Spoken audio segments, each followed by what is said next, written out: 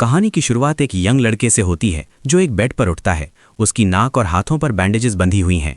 वो शौक में अपने हाथों को देखता है और खुद से पूछता है कि क्या वो अभी भी जिंदा है।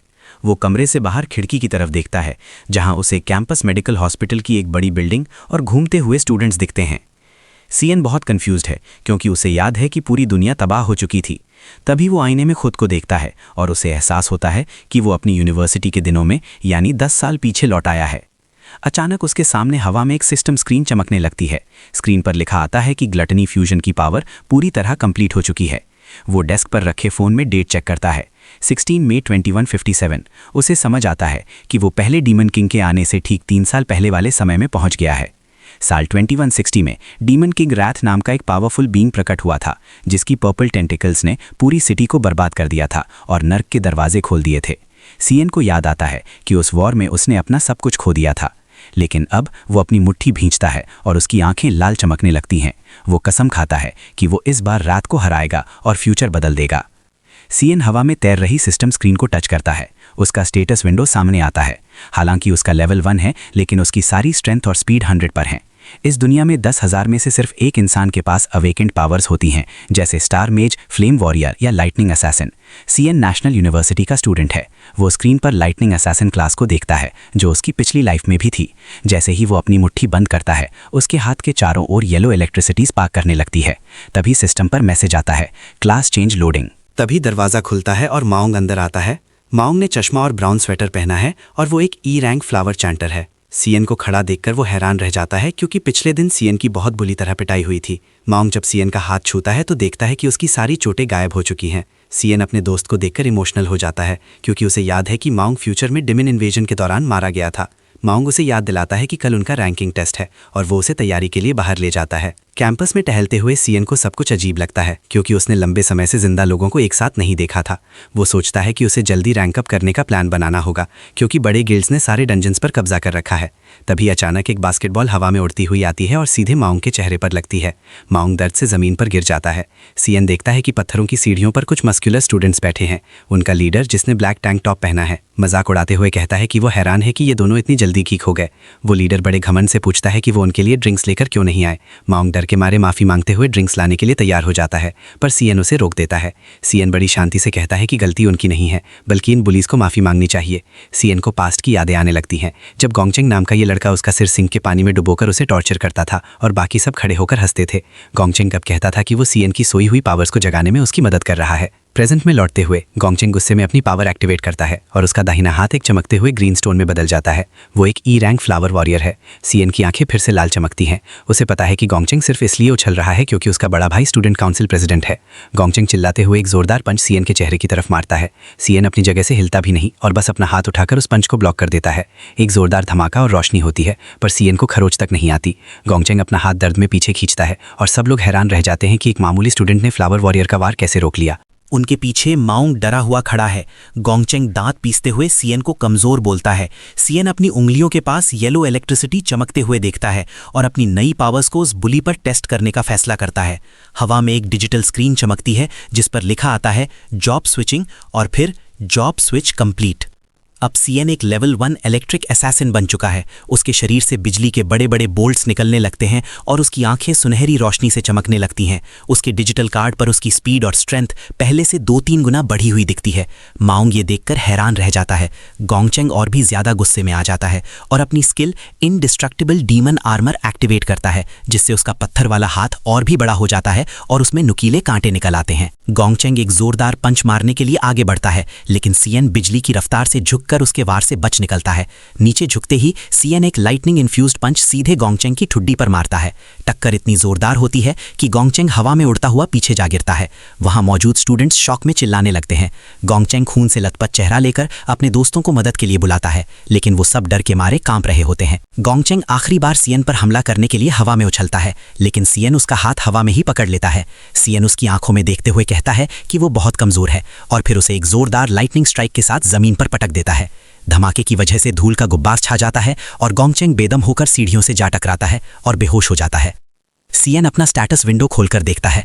वो अब भी लेवल 1 पर है और उसकी स्टैट्स वैसी ही हैं। उसे समझ आता है कि कमज़ोर दुश्मनों को हराने से उसका लेवल नहीं बढ़ेगा। उसे एक्सपीरियंस गेन करने का कोई नया तरीका चाहिए। वो अपने हाथ में बिजली की एक तेज तलवार बनाता है और घायल गोंगचेंग की तरफ बढ़ता है। माओंग उसे रुकने के लिए कहता है। तभी वहां स्टूडेंट काउंसिल की वाइस प्रेसिडेंट लिंग यू आती हैं। वो सीएन को कहती हैं कि जितनी सजा देनी थी वो काफ़ी है। सीएन उसे छोड़ देता है और गोंगचेंग वहां से भाग जाता है। रात को हॉस्टल में माओंग अपने रूममेट्स शांगजुओ और शांगजुओ को सीएन की पावर्स के बारे में बताता है, पर वो उसकी बातों को बकवास समझकर यकीन नहीं करते। जियांगजुओ, जो एक न्यूक्लियस मेज है, अपनी पावर दिखाते हुए कहता है कि सीएन जैसा कमजोर लड़का असैसिन नहीं बन सकता। वो सबको याद दिलाता है कि कल फाइनल रैंक टेस्ट है। दूसरी तरफ एक आग वाले पोर्टल से गोंगटिंग बाहर निकलता है। पट्टियों में लिपटा हुआ गोंगचिंग अपने भाई गोंगटिंग को सीएन की शिकायत करता है। गोंगटिंग वादा करता है कि वो खुद इस मामले को देखेगा। बाद में डिनर के दौरान लिंग यू उसे बताती है कि स्कूल में बहुत कम लोग डी रैंक तक पहुंच पाए हैं। कहानी के आखिर में सीएन भारी बारिश में 100 किलो का वजन लेकर 20 किलोमीटर की दौड़ लगा रहा है। उसका मानना है कि इलेक्ट्रिक असासिन की पावर्स के लिए बॉडी का स्ट्रांग होना जरूरी है। भागते हुए उसे साल 2160 का वो मंजर याद आता है जब डीमन किंग रैथ ने उसकी बहन को मार दिया था और वो बारिश में उसकी लाश को पकड़कर रो रहा था। प्रेजेंट में लौटते हुए सीएन बारिश के बीच खड़ा है और उसकी आंखें गुस्से से लाल चमक रही हैं। वो ठान लेता है कि उसका पहला और सबसे बड़ा गोल रात को मारना है ताकि दुनिया को तबाही से बचाया जा सके। तभी उसकी जेब में फ़ोन वाइब्रेट होता है। उसकी बहन सीयुन का कॉल है। सीएन ईयरबड लगाता है और उसकी आवाज़ सुनता है। सीयुन बताती है कि वो एक कंपटीशन में बिजी थी, इसलिए उसका फ़ोन बंद था। वो बड़े उत्साह से कहती है कि अगर वो प्राइज़ जीत गई तो वो अपने घर का रेंट आसानी से भर पाएंगे। सीएन चुपचाप उसकी बातें सुनता है और उसे वो पल याद आता है जब उसने पास्ट में लौटने के लिए हज़ारों दुआएं मांगी थीं। वो बस एक उदास मुस्कान के साथ कहता है कि उसे सिर्फ उसकी आवाज़ सुननी थी। सीएन को थोड़ा अजीब लगता है, पर वो गुड लक बोलकर फ़ोन रख देती है। सीएन आसमान की तरफ देखता है और अपनी ट्रेनिंग पूरी करने के लिए फिर से दौड़ना शुरू कर देता है। 8 घंटे बाद सीएन अपने डॉर्म रूम में वापस आता है। शावर लेते वक्त वो भाप से भरे आईने में अपना रिफ्लेक्शन देखता है। उसे एहसास होता है कि उसकी बॉडी अभी छोटी और कमज़ोर है, लेकिन वो धीरे धीरे इसे पास्ट की तरह मजबूत बना रहा है। बेड पर बैठकर वो सोचता है कि लेवल अप करना कितना मुश्किल है, क्योंकि सभी डीमन लेयर्स पर बड़ी गिल्ड्स का कंट्रोल है। उसे मॉन्स्टर्स और एक्सपीरियंस हासिल करने का कोई रास्ता ढूंढना ही होगा। जैसे ही वो सोने की कोशिश करता है, अंधेरे में एक रेड डिजिटल मैसेज चमकता है, सिस्टम बूटिंग, और फिर लिखा आता है ग्लटनी सिस्टम स्टार्ट। अचानक सीएन को लगता है कि वो एक अजीब सी वॉइड में गिर रहा है। वो हवा में कलाबाजी खाते हुए एक लाल पानी जैसी सतह पर लैंड करता है। उसके सामने एक विशाल डार्क टावर है जो कांटों से ढका हुआ है और बैंगनी आसमान को छू रहा है। सीएन हैरान है कि वो सोते सोते इस रहस्यमयी जगह पर कैसे पहुंच गया। तभी अंधेरे से गुर्राने की आवाजें आने लगती हैं। सफेद रंग के डरावने मॉन्स्टर्स, जिनकी खोपड़ी बाहर है और आंखें नीली चमक रही हैं, पानी से बाहर निकलते हैं। सिस्टम उन्हें ई रैंक डेथ हाउंड्स के रूप में पहचानता है। वो सीएन को चारों तरफ से घेर लेते हैं। सीएन के दाहिने हाथ में येलो लाइटनिंग कड़कने लगती है। वो अपनी क्लास स्विच करके लाइटनिंग असैसिन बन जाता है। उसके बाल बिखर जाते हैं और आंखें सुनहरी रोशनी से भर जाती हैं। जैसे ही 3 शिकारी कुत्ते उस पर झपटते हैं, सीएन बिजली की रफ्तार से उनके बीच से निकलता है और अपने हाथों से उनके टुकड़े टुकड़े कर देता है। एक झटके में एक मॉन्स्टर की खोपड़ी चकनाचूर हो जाती है। सिस्टम नोटिफिकेशन आता है कि उसे एक्सपीरियंस पॉइंट्स मिल गए हैं। सीएन मुस्कुराता है। ये लेवल 1 के लिए बहुत आसान था। तभी उसके सिर के ऊपर एक बड़ा लेवल अप बैनर चमकता है। सीएन अब लेवल 2 पर पहुंच चुका है और उसकी सारी स्टैट्स 5 पॉइंट से बढ़ गई हैं। उसे समझ आता है कि ये डंजन उसके लिए अकेले पावर बढ़ाने की बेस्ट जगह है। तभी उसके पीछे एक विशाल बॉस मॉन्स्टर प्रकट होता है, एक बहुत बड़ा डेथ हाउंड। सीएन बिना डरे मुड़ता है और बिजली के वार से उसकी गर्दन चीर देता है। खून के फव्वारे छूटते हैं और सीएन सीधे लेवल 3 पर पहुंच जाता है। उसकी स्पीड अब बढ़कर 330 हो चुकी है। लेकिन असली धमाका तो अब होने वाला था। मरे हुए बॉस मॉन्स्टर की लाश के ऊपर एक रेड सिस्टम विंडो आती है जिस पर लिखा है डिवावरेबल। सीएन अपनी हथेली लाश की तरफ करता है। एक विशाल रेड एनर्जी का भंवर बनता है और पूरे मॉन्स्टर को सोख लेता है। सिस्टम मैसेज आता है फिनिश्ड। सीएन के हाथ में एक कार्ड आता है जिससे उसे एक नई एबिलिटी मिलती है, फ्रॉस्ट फिजिक। ये पावर उसे ठंड से लड़ने की ताकत और ज़बरदस्त रेजिस्टेंस देती है। सीएन पूरी तरह शॉक में है। इस दुनिया का अटूट कानून है कि एक इंसान सिर्फ एक ही क्लास के साथ पैदा हो सकता है, लेकिन सीएन के पास अब 2 डिजिटल कार्ड्स हैं, lightning assassin, Frost cloud warrior. वो एक ही समय में 2 अलग अलग क्लासेस का इस्तेमाल कर सकता है। सीएन को अब अपनी असली ताकत का अंदाज़ा होता है। अगर वो इसी तरह मॉन्स्टर्स को डिवावर करता रहा तो वो इन्फिनिट क्लासेस का मालिक बन सकता है। अब उसे कोई नहीं रोक पाएगा। सीएन दूर उस कांटों से ढके विशाल टावर को गौर से देख रहा है। उसके मन में कई सवाल हैं कि उसे ये अनोखी पावर क्यों मिली और इस रहस्यमयी टावर का असली मकसद क्या है। तभी अचानक उसे अपने चारों ओर एक हैवी प्रेशर महसूस होता है, जैसे कोई बहुत बड़ी ताकत उसके सामने आने वाली हो। अगले ही पल बैंगनी आग की लपटों के बीच से एक खूंखार मॉन्स्टर प्रकट होता है जिसकी पीठ पर एक विशाल तलवार टंगी है। वो मॉन्स्टर सीएन से बात करता है और कहता है कि वो बहुत समय से उसका इंतजार कर रहा था। सीएन को अपना बीता हुआ कल याद आता है।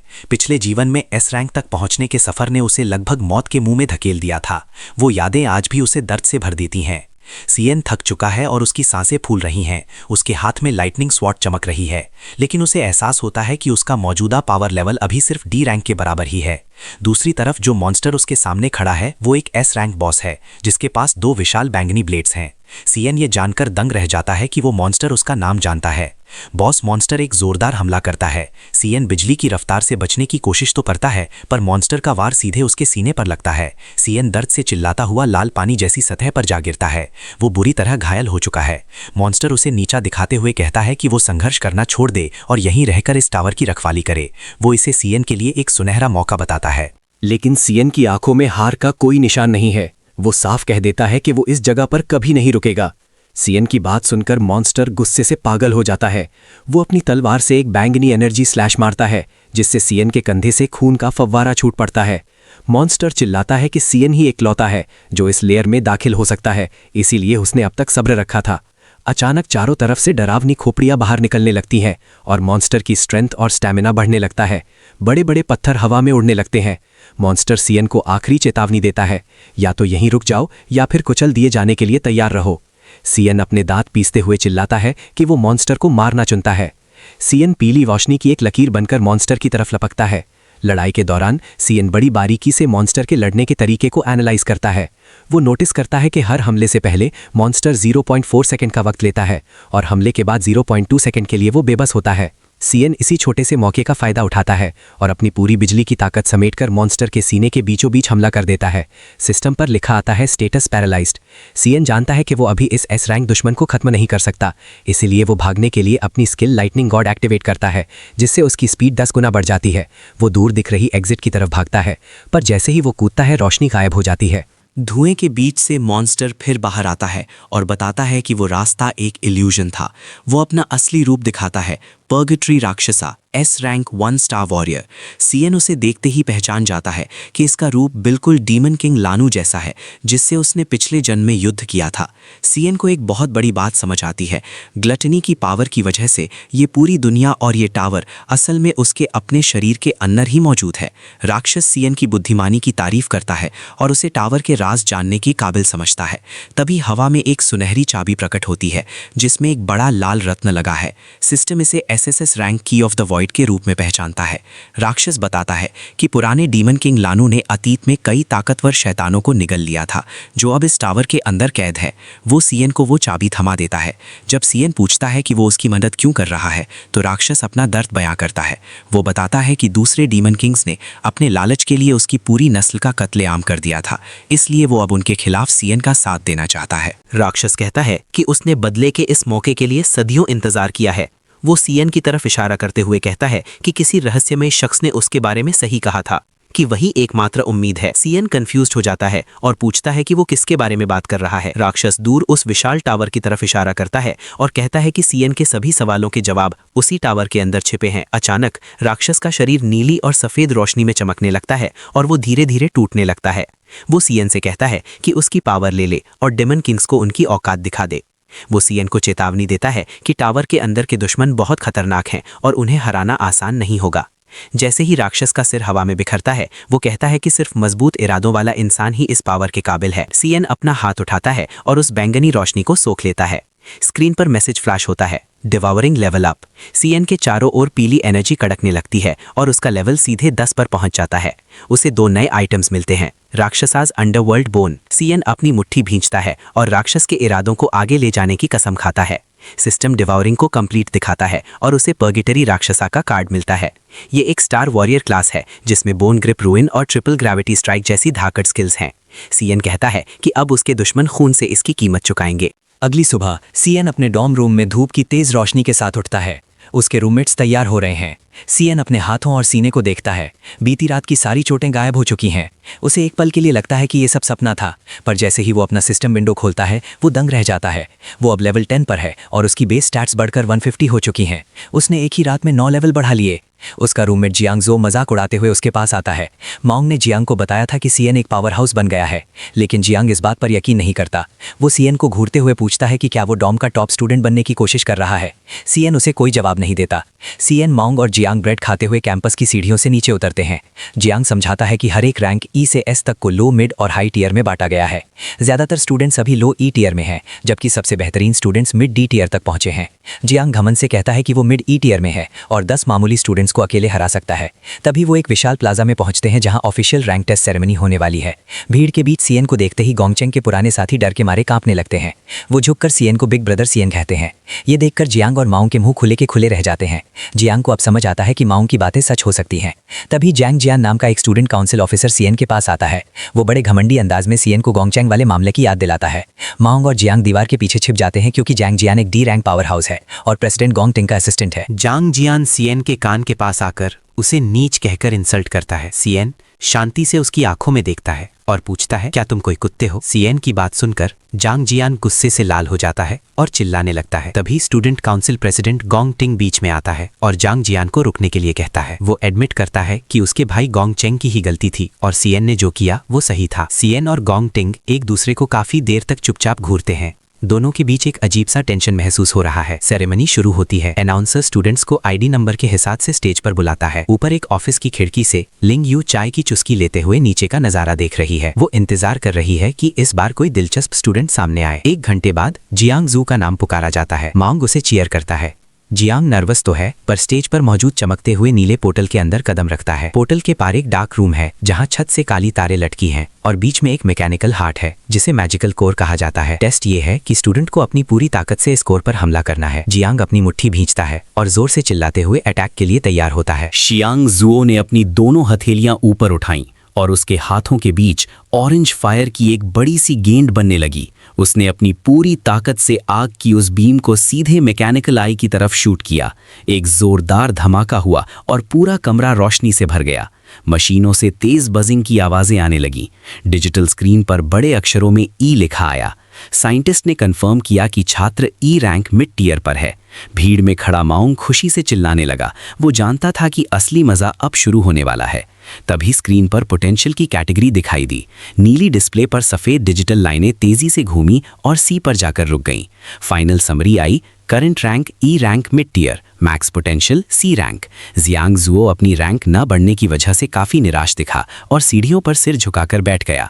माओंग ने उसके कंधे पर हाथ रखकर उसे दिलासा दिया। इसके बाद बाकी रूममेट्स के रिजल्ट्स भी स्क्रीन पर फ्लैश हुए। जियांग यू और माओंग दोनों ही ई रैंक लो टीयर निकले, जिनका पोटेंशियल सी रैंक था। तीनों दोस्त काफी उदास महसूस कर रहे थे। तभी अचानक स्क्रीन चमकी और किसी छात्र ने डी रैंक हासिल किया, जिसका पोटेंशियल बी रैंक था।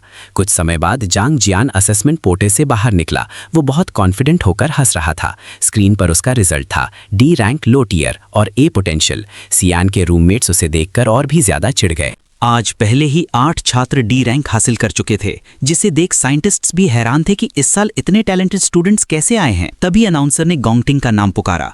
पूरे स्कूल का टॉप स्टूडेंट और एक पावरफुल गिल्ड का वारिस स्टेज की तरफ बढ़ा। अफवाहें थीं कि वो 2 साल पहले ही डी रैंक तक पहुंच चुका था। सबको लग रहा था कि आज वो स्कूल का रिकॉर्ड तोड़ देगा। अंधेरे कमरे के अंदर मैकेनिकल हार्ट तेजी से धड़क रहा था। गोंगटिंग ने अपनी पावर को थोड़ा कंट्रोल में रखने का फैसला किया। वो अपनी पूरी ताकत ग्रेजुएशन बैटल के लिए बचाकर रखना चाहता था, ताकि वहां बड़ा इम्पैक्ट डाल सके। जैसे ही उसने कोर की तरफ हाथ बढ़ाया, उसकी आंखें ऑरेंज लाइट से चमक उठीं। बाहर खड़ा मूंछों वाला साइंटिस्ट स्क्रीन पर रंगों को बदलते देख दंग रह गया। रिजल्ट सामने था, rank high tier D rank, potential S rank. पूरा प्लाजा तालियों और चीखों से गूंज उठा। स्कूल के इतिहास में गोंगटिंग पहला ऐसा स्टूडेंट था जिसका पोटेंशियल एस रैंक आया था। जांग जियान तो खुशी के मारे पागलों की तरह चिल्लाने लगा। हाई राइज ऑफिस में बैठी लिंग यू ने हेडमास्टर से कहा कि वो गोंगटिंग को देखने नहीं बल्कि सीएन के रिजल्ट का इंतजार करने आई है। जैसे ही सीएन का नाम पुकारा गया, जांग जियान ने उसके पास आकर मजाक उड़ाया और उसके रूममेट्स को लूसर्स कहा। माओंग ने पलटकर उसे करारा जवाब दिया, पर सीएन बिना कुछ बोले पोर्टल के अंदर चला गया। कमरे के अंदर पहुंचते ही कोर की आंख पूरी खुल गई। सीएन ने अपना हाथ उसकी तरफ बढ़ाया और उसकी आंखें रेड लाइट से चमकने लगी। बाहर गोंगटिंग की टीम तैयार हो रही थी। उनकी टीम में 9 स्टूडेंट्स पहले ही डी रैंक थे और वो गोंगचेंग को जोड़कर 10 की टीम पूरी करने वाले थे। माओंग घड़ी देखते हुए परेशान था, क्योंकि सीएन को अंदर गए काफी देर हो चुकी थी। बाकी स्टूडेंट्स सीएन को कचरा कहकर उसका मजाक उड़ा रहे थे। उन्हें लग रहा था कि वो इतना कमजोर है कि रैंक भी रजिस्टर नहीं कर पा रहा। जांग जियान ने गोंगटिंग से कहा कि उन्हें अब पार्टी करना चलना चाहिए, लेकिन जैसे ही वो मुड़े, स्टेज की डिजिटल स्क्रीन पर सफेद लाइनें फ्लैश होने लगी। स्क्रीन पर डी अक्षर आया। माउंग और उसके दोस्त फटी आंखों से बोर्ड को देख रहे थे। बोर्ड ने कंफर्म किया, सीएन हाई टियर डी रैंक। सबके होश उड़ गए। जांग जियान का मुंह खुला का खुला रह गया और गोंगटिंग के चेहरे पर भी हैरानी साफ दिख रही थी। लेकिन कमरे के अंदर नजारा कुछ और ही था। मैकेनिकल कोर बुरी तरह कांप रहा था और उससे पसीना टपक रहा था। एक सिस्टम मैसेज आया, abnormality detected, core error. System ने सीएन से दोबारा टेस्ट देने को कहा क्योंकि उसे शक था कि ये रिजल्ट्स गलत है। सीएन ने शांति से अपनी डिजिटल स्टैट स्क्रीन देखी जहां असली राज छिपा था। सीएन अपनी डिजिटल स्क्रीन को ध्यान से देखता है। उसकी हर एक कैटेगरी 150 पॉइंट्स पर है। उसे एहसास होता है कि उसकी रेगुलर बॉडी ही एक हाई टियर डी रैंक के बराबर है। वो अपनी सबसे कमज़ोर क्लास को सबसे पहले टेस्ट करने का फैसला करता है। हवा में क्लास चेंज लोडिंग की स्क्रीन आती है और सीएन ग्रे हाउंड किंग में ट्रांसफॉर्म हो जाता है। उसके चेहरे का आधा हिस्सा सफ़ेद हड्डी वाले बोन मास्क से ढक जाता है और उसकी दाहिनी आंख लाल चमकने लगती है। बाहर लगी स्क्रीन पर रैंक फिर से बदलती है। ये तेज़ी से झपकती है और मिड टियर सी रैंक डिस्प्ले करने लगती है। भीड़ में मौजूद स्टूडेंट्स यकीन नहीं कर पाते और चिल्लाने लगते हैं। जांग जियान चीखता है कि पक्का ये मशीन ख़राब हो गई है, जबकि साइंटिस्ट्स पसीने पसीने हो रहे हैं कि क्या ये कोई सिस्टम एरर है। कमरे के अंदर मौजूद कोर और भी तेज़ी से धड़कने लगता है। सीएन को पता है कि उसकी बाकी क्लासेस सी रैंक से भी कहीं ज़्यादा पावरफुल हैं। वो एक और क्लास चेंज ट्रिगर करता है और अबिसिल फीन मिन जाता है। अब उसके सिर पर रेड हॉर्न्स हैं और आंखें नीली चमक रही हैं। उसके शरीर के चारों ओर बैंगनी एनर्जी का बवंडर घूमने लगता है। बाहर आसमान में एक बहुत बड़ा बैंगनी तूफान उठ खड़ा होता है। काले बादल गोल गोल घूमने लगते हैं और बिजली कड़कने लगती है। माउंग और उसके रूममेट्स डर के मारे एक दूसरे से चिपक जाते हैं। उन्हें लगता है कि कोई दुनिया तबाह करने वाला मॉन्स्टर पैदा हो गया है। स्टेज की डिजिटल स्क्रीन पर रंग बिरंगी लाइनें आने लगती हैं और पोटेंशियल के नीचे एक बड़ा सा पीला एस दिखाई देता है। मूंछों वाला साइंटिस्ट सदमे में चिल्लाता है, क्या स्कूल में एक और एस रैंक स्टूडेंट आ गया? गोंगटिंग के चेहरे पर भी चिंता साफ दिखती है। तभी स्क्रीन पर रेड वार्निंग फ्लैश होती है, सिस्टम एरर। पावर इतनी ज्यादा है कि सिस्टम रैंक का अंदाजा ही नहीं लगा पा रहा। अचानक एक जोरदार धमाके के साथ टेस्टिंग रूम फट जाता है। चारों तरफ आग और नीली एनर्जी फैल जाती है। सीएन की आंखें सायन लाइट से चमकती हैं। वो अपनी एक स्किल एक्टिवेट करता है जिससे उसे सबके सिर के ऊपर डिजिटल हेक्सागोन दिखने लगते हैं। बाकी स्टूडेंट्स ई रैंक हैं, लेकिन जब वो गोंगटिंग को दिखता है तो उसे एक पिंक हेक्सागोन दिखता है जो मिड टियर सी रैंक इंडिकेट कर रहा है। सीएन समझ जाता है कि प्रेसिडेंट गोंगटिंग भी अपनी असली ताकत छिपा रहा था।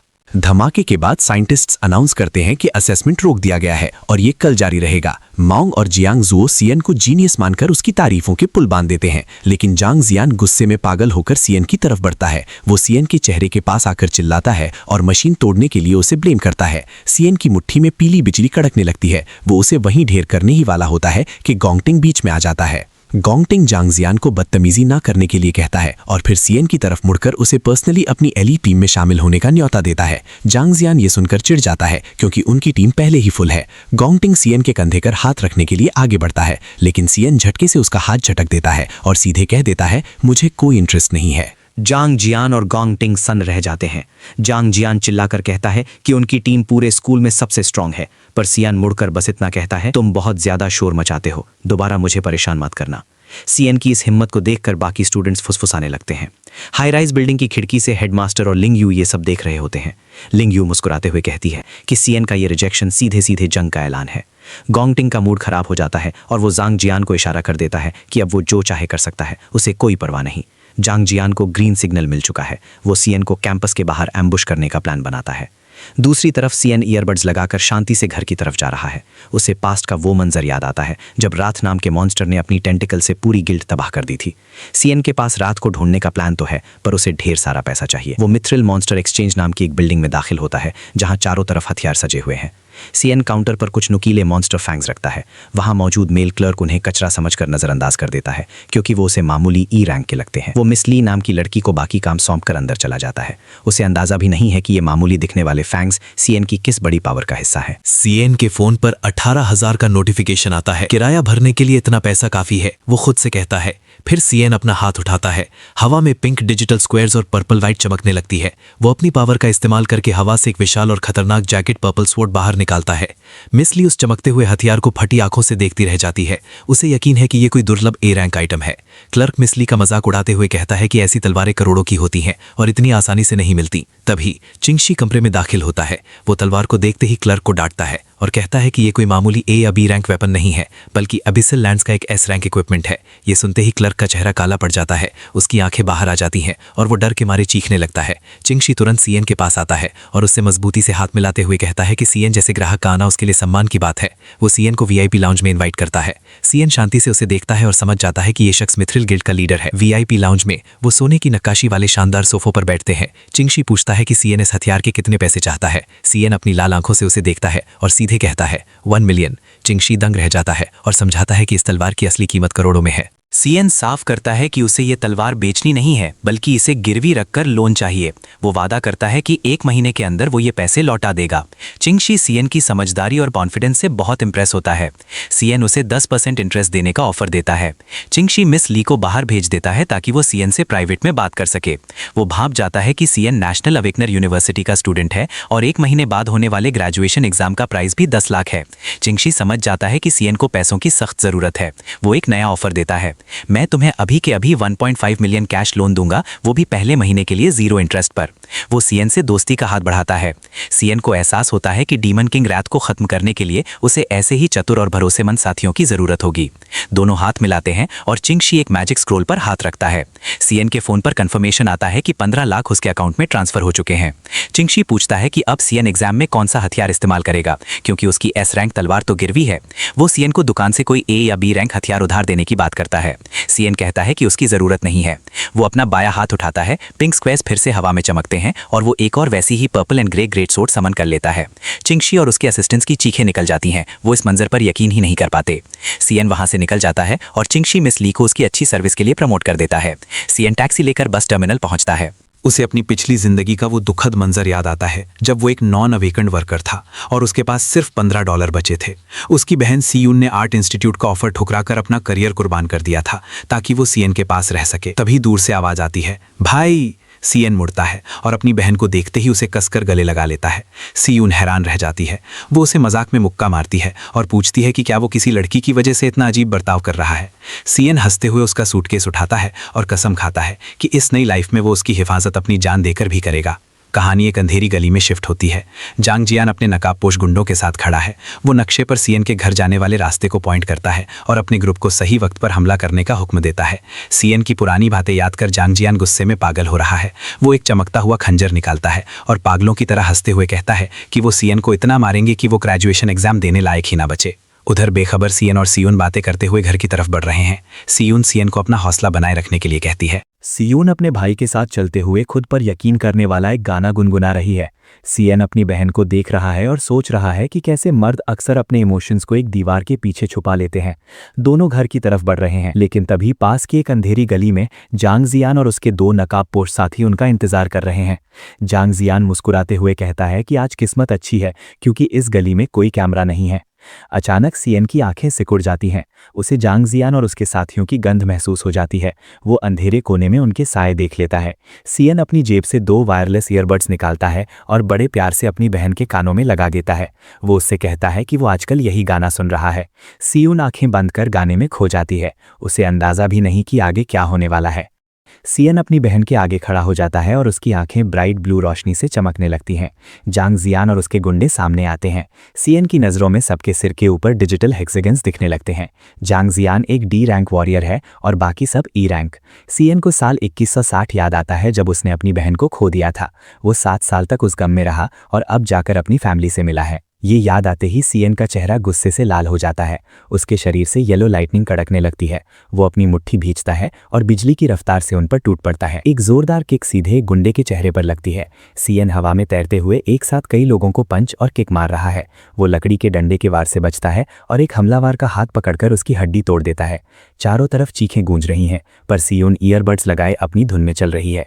जांग जियान गुस्से में अपना खंजर लेकर सीएन पर झपटता है, लेकिन सीएन एक बिजली से भरा हुआ मुक्का सीधे उसके मुंह पर जड़ देता है। बूम! जांग जियान धूल उड़ाते हुए जमीन पर जा गिरता है। सीएन खून से लथपथ जांग जियान के ऊपर खड़ा है। उसकी आंखें अब लाल चमक रही हैं। वो जांग जियान के गले पर खंजर रखता है और उसे धमकी देता है, अगर एक शब्द भी बोला तो जान से मार दूंगा।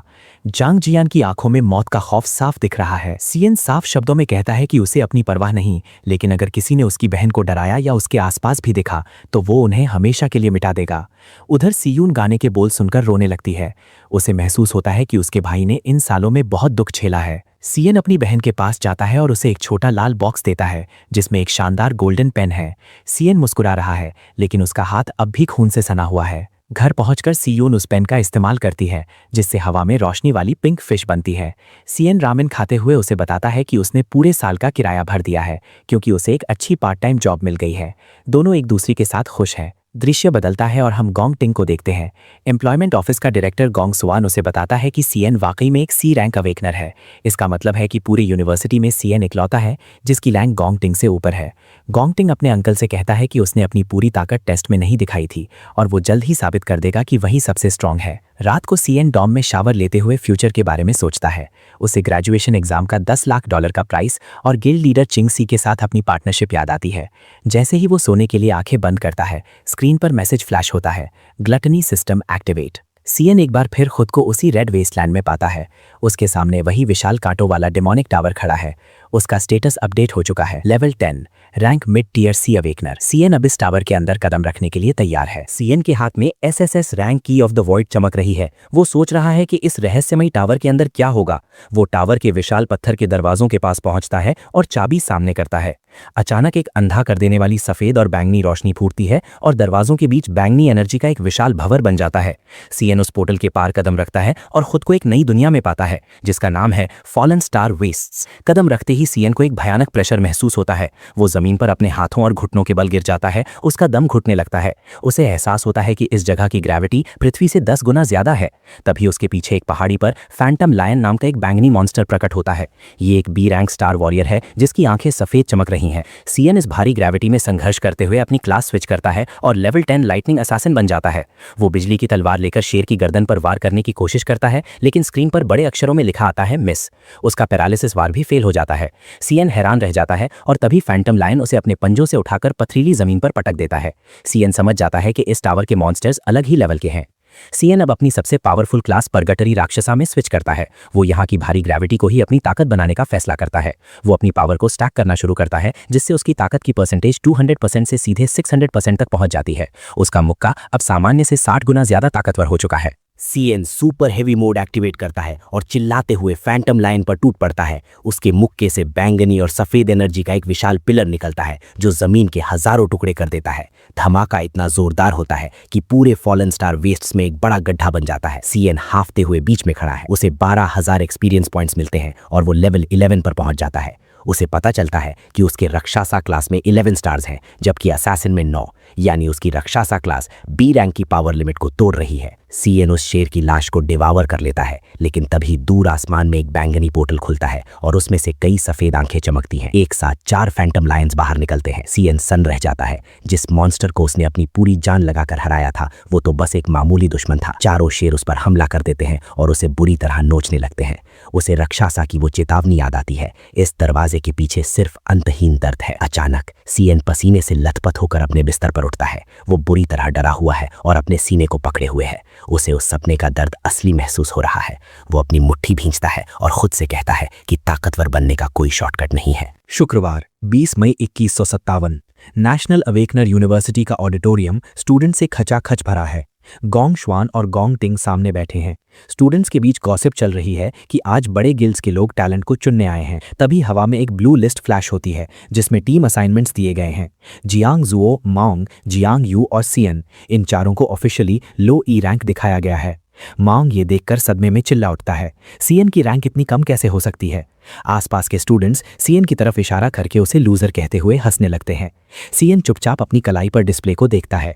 दूर बैठा गोंग टिंग मुस्कुरा रहा है। वो चाहता है कि एग्जाम के दौरान सीएन की टीम के पास बचने का कोई मौका ना रहे। ऑडिटोरियम में टीम बनाने की भगदड़ मच जाती है। स्टूडेंट्स गोंग टिंग को घेर लेते हैं और उसकी एलीट टीम में शामिल होने के लिए मिन्नतें करते हैं। कोई हीलर है तो कोई गोंग टिंग का कुत्ता बनने को भी तैयार है। आधे घंटे बाद सीएन और उसके 3 रूममेट्स अकेले खड़े हैं। उनकी टीम में सिर्फ 4 मेंबर्स हैं। माउंग गुस्से में है क्योंकि नियम के मुताबिक एक टीम में 5 लोग और एक हाई डी रैंक लीडर होना जरूरी है। स्कूल ने जानबूझकर उनके डॉम को टारगेट किया है। सीएन को एक और बात समझ आती है। सिस्टम बड़ी टीम्स को ज्यादा स्कोर तो देता है, लेकिन साथ ही उनके सामने मॉन्स्टर्स भी ज्यादा और खतरनाक आते हैं। सीएन अपनी छोटी सी टीम के साथ फाइनल असेसमेंट का सामना करने के लिए खड़ा है। इस टीम में माओंग, जियांग यू और खुद सीएन हैं और इन सभी पर लो ई रैंक का टैग लगा हुआ है। तभी दूसरे ग्रुप का एक स्टूडेंट जियांग जुओ को आवाज देता है। वो जियांग को ऑफर देता है कि वो उनकी टीम ज्वाइन कर ले, क्योंकि उन्हें सिर्फ एक और मेंबर की जरूरत है। वो चेतावनी देता है कि अगर जियांग इन ट्रैश स्टूडेंट्स के साथ रहा तो वो पक्का फेल हो जाएगा। सीएन को एहसास होता है कि पूरा स्कूल उनके ग्रुप को अकेला छोड़ने की साजिश कर रहा है। जियांग जुओ एक पल के लिए नीचे देखता है, लेकिन फिर बड़ी मजबूती से उस ऑफर को ठुकरा देता है। वो कहता है कि उसने अपने रूममेट्स के साथ रहने का वादा किया है। बाकी स्टूडेंट्स ठहाके लगाने लगते हैं और उन्हें लूजर टीम कहकर चिढ़ाते हैं। माओंग स्क्रीन पर टीम स्टेटस देखता है, जहां लगभग सभी स्लॉट्स भर चुके हैं। वो पसीने पसीने होकर चिल्लाता है कि अब कोई भी स्ट्रॉन्ग डी रैंक स्टूडेंट उनके साथ जुड़ने के लिए नहीं बचा है। तभी सीएन अपना सिर घुमाता है और उसकी आंखें सायन लाइट से चमक उठती हैं। वो अपनी नई स्किल एक्टिवेट करता है। उधर एक अंधेरे ऑफिस में डायरेक्टर गोंग शुआन बैठा है, जो गोंग टिंग की इमेज बचाने के लिए असेसमेंट डेटा के साथ छेड़छाड़ करने की प्लानिंग कर रहा है। लेकिन ऑडिटोरियम में नज़ारा बदल जाता है। सीएन अपनी पावर ट्रिगर करता है। हवा में क्लास स्विच का नोटिफिकेशन आता है और सीएन के शरीर से येलो लाइटनिंग के विशाल बोल्ट्स निकलने लगते हैं। उसकी आंखें एकदम तेज सुनहरी रोशनी से भर जाती हैं। डायरेक्टर और साइंटिस्ट सीएन की इस ताकत को देखकर हक्के बक्के रह जाते हैं। सीएन के पैरों के पास बिजली फर्श से टकराकर कड़क रही है। सीएन सबको याद दिलाता है कि स्कूल की परंपरा के अनुसार कोई भी स्टूडेंट अपनी असली ताकत दिखाने के लिए डायरेक्ट चैलेंज शुरू कर सकता है। सीएन सीधे गोंग टिंग की तरफ देखता है, जो उसे एक ठंडी और नफरत भरी नजर से वापस देख रहा है। सीएन जानता है कि स्कूल के टॉप स्टूडेंट को हराना ही अपनी रैंक साबित करने का इकलौता तरीका है। तभी दरवाजे पर लिंग यू खड़ी होती है। वो सीएन की तरफ बढ़ती है और पूछती है कि क्या उसकी टीम में अभी भी जगह है। वो खुद सीएन की टीम ज्वाइन करने का ऑफर देती है और बताती है कि वो मिडिल स्कूल में ही डी रैंक स्टूडेंट बन चुकी थी। माओंग और बाकी सब खुशी से उछल पड़ते हैं, जबकि आसपास के छात्र फुसफुसाने लगते हैं कि लिंग यू वाकई एक जीनियस है। लेकिन डायरेक्टर गोंग शुआन खड़ा होकर लिंग यू पर चिल्लाने लगता है। वो उंगली दिखाकर कहता है कि लिंग यू इस असेसमेंट के लिए क्वालिफाइड नहीं है, क्योंकि उसने इस यूनिवर्सिटी में कभी कोई रैंक टेस्ट नहीं दिया है। वो कहता है कि उसका हिस्सा लेना स्कूल के नियमों के खिलाफ होगा। अचानक डायरेक्टर के पीछे प्रिंसिपल युआन लॉन्ग प्रकट होते हैं। प्रिंसिपल के चारों ओर बैंगनी एनर्जी और रोशनी की लहरें दौड़ रही हैं। वो डायरेक्टर की बात से सहमत होते हैं, जिससे गोंग शुआन को पसीना आने लगता है। सीएन अपनी साइन लाइट से प्रिंसिपल और लिंग यू की रैंक चेक करने की कोशिश करता है, पर उनके सिर के ऊपर क्वेश्चन मार्क के साथ हेक्सागन्स आते हैं, यानी उनकी पावर सीएन के स्कैन से कहीं ज्यादा छिपी हुई है। प्रिंसिपल गोंग शुआन की तरफ बड़ी ठंडी नजरों से देखते हैं और कहते हैं कि स्कूल को हर स्टूडेंट के अफसर की जिम्मेदारी लेनी चाहिए। डायरेक्टर समझ जाता है कि प्रिंसिपल सीएन को प्रोटेक्ट कर रहे हैं और मन ही मन उन्हें बूढ़ा लोमबड़ कहता है। प्रिंसिपल स्टेज से नया नियम अनाउंस करते हैं। अब से ऐसी टीम्स जिनमें 5 से कम मेंबर्स हैं या जिनका लीडर डी रैंक नहीं है, उन्हें भी रजिस्टर करने की इजाजत है। सीएन और उसके रूममेट्स हाथ मिलाते हैं। उनके रिस्ट बैंड्स हरे रंग में चमकते हैं और हवा में टीम फॉर्म का मैसेज आता है। वो सीएन को अपना कैप्टन चुनते हैं, लेकिन जैसे ही सीएन अपनी टीम के लिए डंजन का चुनाव करता है, एक साइंटिस्ट अपने डिवाइस को देखकर कांपने लगता है। मेन स्क्रीन पर सीएन की टीम का सिलेक्शन देखकर पूरा ऑडिटोरियम खौफ से चीखने लगता है। माओंग और बाकी रूममेट्स पागलों की तरह हाथ हिलाते हुए सीएन से कहते हैं कि वो इस रजिस्ट्रेशन को तुरंत कैंसिल करे, पर सीएन पत्थर की तरह शांत खड़ा है। ग्रेजुएशन असेसमेंट के नियम साफ हैं। टीम्स को एक असली डंजन के अंदर जाना होगा। छोटे मॉन्स्टर्स और बॉस को मारने पर पॉइंट्स मिलेंगे। अगर 1 घंटे से कम समय में असेसमेंट खत्म किया तो बोनस पॉइंट्स मिलेंगे। ई रैंक डंजन का स्कोर मल्टीप्लायर एफ रैंक से कहीं ज्यादा है और मैक्सिमम स्कोर 100 है। जीतने वाली टीम को इंपीरियल गिल्ड में शामिल होने का मौका मिलेगा और बेस्ट स्टूडेंट को 10 लाख का इनाम। 2 स्टूडेंट्स आपस में बात कर रहे हैं कि स्कूल के इतिहास का सबसे हाई स्कोर 90 रहा है। उनके हिसाब से ई रैंक डंजन में बचने के लिए कम से कम 3 स्ट्रॉन्ग डी रैंक स्टूडेंट्स चाहिए। गोंग टिंग अपनी एलीट टीम के साथ बहुत कॉन्फिडेंट बैठा है। तभी स्क्रीन पर एक ऐसा नोटिफिकेशन आता है जिसे देखकर एक चश्मे वाला स्टूडेंट सदमे में अपनी जगह से उछल पड़ता है। भीड़ में मौजूद एक स्टूडेंट चिल्लाकर सबको बताता है कि एक टीम ने अपना डंजन चुन लिया है। जैसे ही स्क्रीन जूम होती है, सबके होश उड़ जाते हैं। वो सीएन की टीम थी। डिस्प्ले पर 3 डिफिकल्टी लेवल्स दिख रहे हैं, एफ, ई और डी। सीएन की प्रोफाइल पिक्चर डी रैंक वाले बॉक्स में चमक रही है। पूरा ऑडिटोरियम सन रह जाता है, क्योंकि आज तक स्कूल के इतिहास में किसी छात्र ने डी रैंक डंजन को हाथ लगाने की हिम्मत नहीं की थी। माओंग सीएन का हाथ पकड़कर उसके चेहरे पर चिल्लाता है, तुझे पता भी है तूने क्या कर दिया है? जियांग जो तो हार मानकर फर्श पर बैठ जाता है और रोने लगता है। उसे यकीन नहीं हो रहा कि वो सीएन जैसी आत्मघाती टीम का हिस्सा है। सिस्टम अब फाइनल कंफर्मेशन मांगता है। माउंग पसीने पसीने होकर सीएन से पूछता है कि क्या उसने इसके खतरों के बारे में सोचा भी है। सीएन बिना पलक झपकाए सीधा देखते हुए कहता है, मैंने सब सोच समझ कर किया है। जैसे ही चॉइस सबमिट होती है, मेन डिस्प्ले अपडेट होता है। अब डी रैंक की कैटेगरी में 2 नाम आमने सामने हैं, गोंगटिंग और सीएन। पूरा ऑडिटोरियम चीखों और तालियों से गूंज उठता है। गोंगटिंग की टीम की एक लड़की सीएन के ग्रुप का मजाक उड़ाते हुए कहती है कि ये लोग सिर्फ अटेंशन पाने के लिए ऐसा कर रहे हैं और डंजन के अंदर जाते ही सीएन को अकेला छोड़कर भाग जाएंगे। लेकिन माउंग सीएन के चारों ओर एक बहुत ही पावरफुल ऑरा महसूस करता है। उसे याद आता है कि सीएन पहले कितना कमजोर और दूसरों पर निर्भर था, पर अब वो बदल चुका है। माउंग हिम्मत जुटाता है और अपने रिस्ट डिवाइस पर कंफर्म बटन दबा देता है। जियांग जुओ भी थका हुआ महसूस करते हुए बटन दबा देता है। उसका मानना है कि वैसे भी वो लास्ट रैंक पर हैं, तो अब डरना कैसा। सीएन अपने रूममेट्स की तरफ मुड़ता है और संजीदगी से कहता है, सॉरी, मैंने हाई डिफिकल्टी वाला डी रैंक डंजन जानबूझकर चुना है ताकि मुझे एमवीपी का टाइटल मिल सके। वो अपनी टीम की आंखों में देखते हुए कहता है कि उनका मकसद सिर्फ पास होना नहीं बल्कि टॉप स्कोर लाना है। तभी गोंगटिंग ऊपर से सीएन को घूरते हुए चैलेंज करता है कि यूनिवर्सिटी में सिर्फ एक ही सबसे स्ट्रांग हो सकता है। लिंग यू ये सब देख रही है। उसे पता है कि ये चुनाव कितना खतरनाक है। F rank 1.5x score, E rank 2x score, D rank सीधा 3x यानी मैक्सिमम 150 पॉइंट्स। लिंग यू को लगता है कि सीएन ओवर कॉन्फिडेंट है क्योंकि 4 लोगों की टीम के लिए डी रैंक किसी सुसाइड मिशन से कम नहीं है। एग्जाम में अब सिर्फ 17 दिन बचे हैं। स्कूल के स्टेडियम में सीएन खड़ा है जबकि उसके तीनों रूममेट्स जमीन पर उल्टियां कर रहे हैं। माउंग हांफते हुए पूछता है कि वो स्कूल के हाईटेक मॉन्स्टर सिमुलेटर के बजाय ये थकाने वाली फिजिकल एक्सरसाइज क्यों कर रहे हैं। सीएन उन्हें कड़वा सच बताता है, सिमुलेशन ट्रेनिंग असली नहीं होती। वो समझाता है कि जब कोई पहली बार असली डंजन में कदम रखता है तो दिमाग की सारी थ्योरी धरी की धरी रह जाती है और सिर्फ इंसानी डल बचता है। उस वक्त आपकी किस्मत आपके दिमाग के ज्ञान से नहीं बल्कि आपके फिजिकल इंस्टिंक्ट से तय होती है। एक तरफ गोंगटिंग जैसे अमीर स्टूडेंट्स हैं जो महंगे सिम्युलेटर और जादुई बीम्स का इस्तेमाल कर रहे हैं।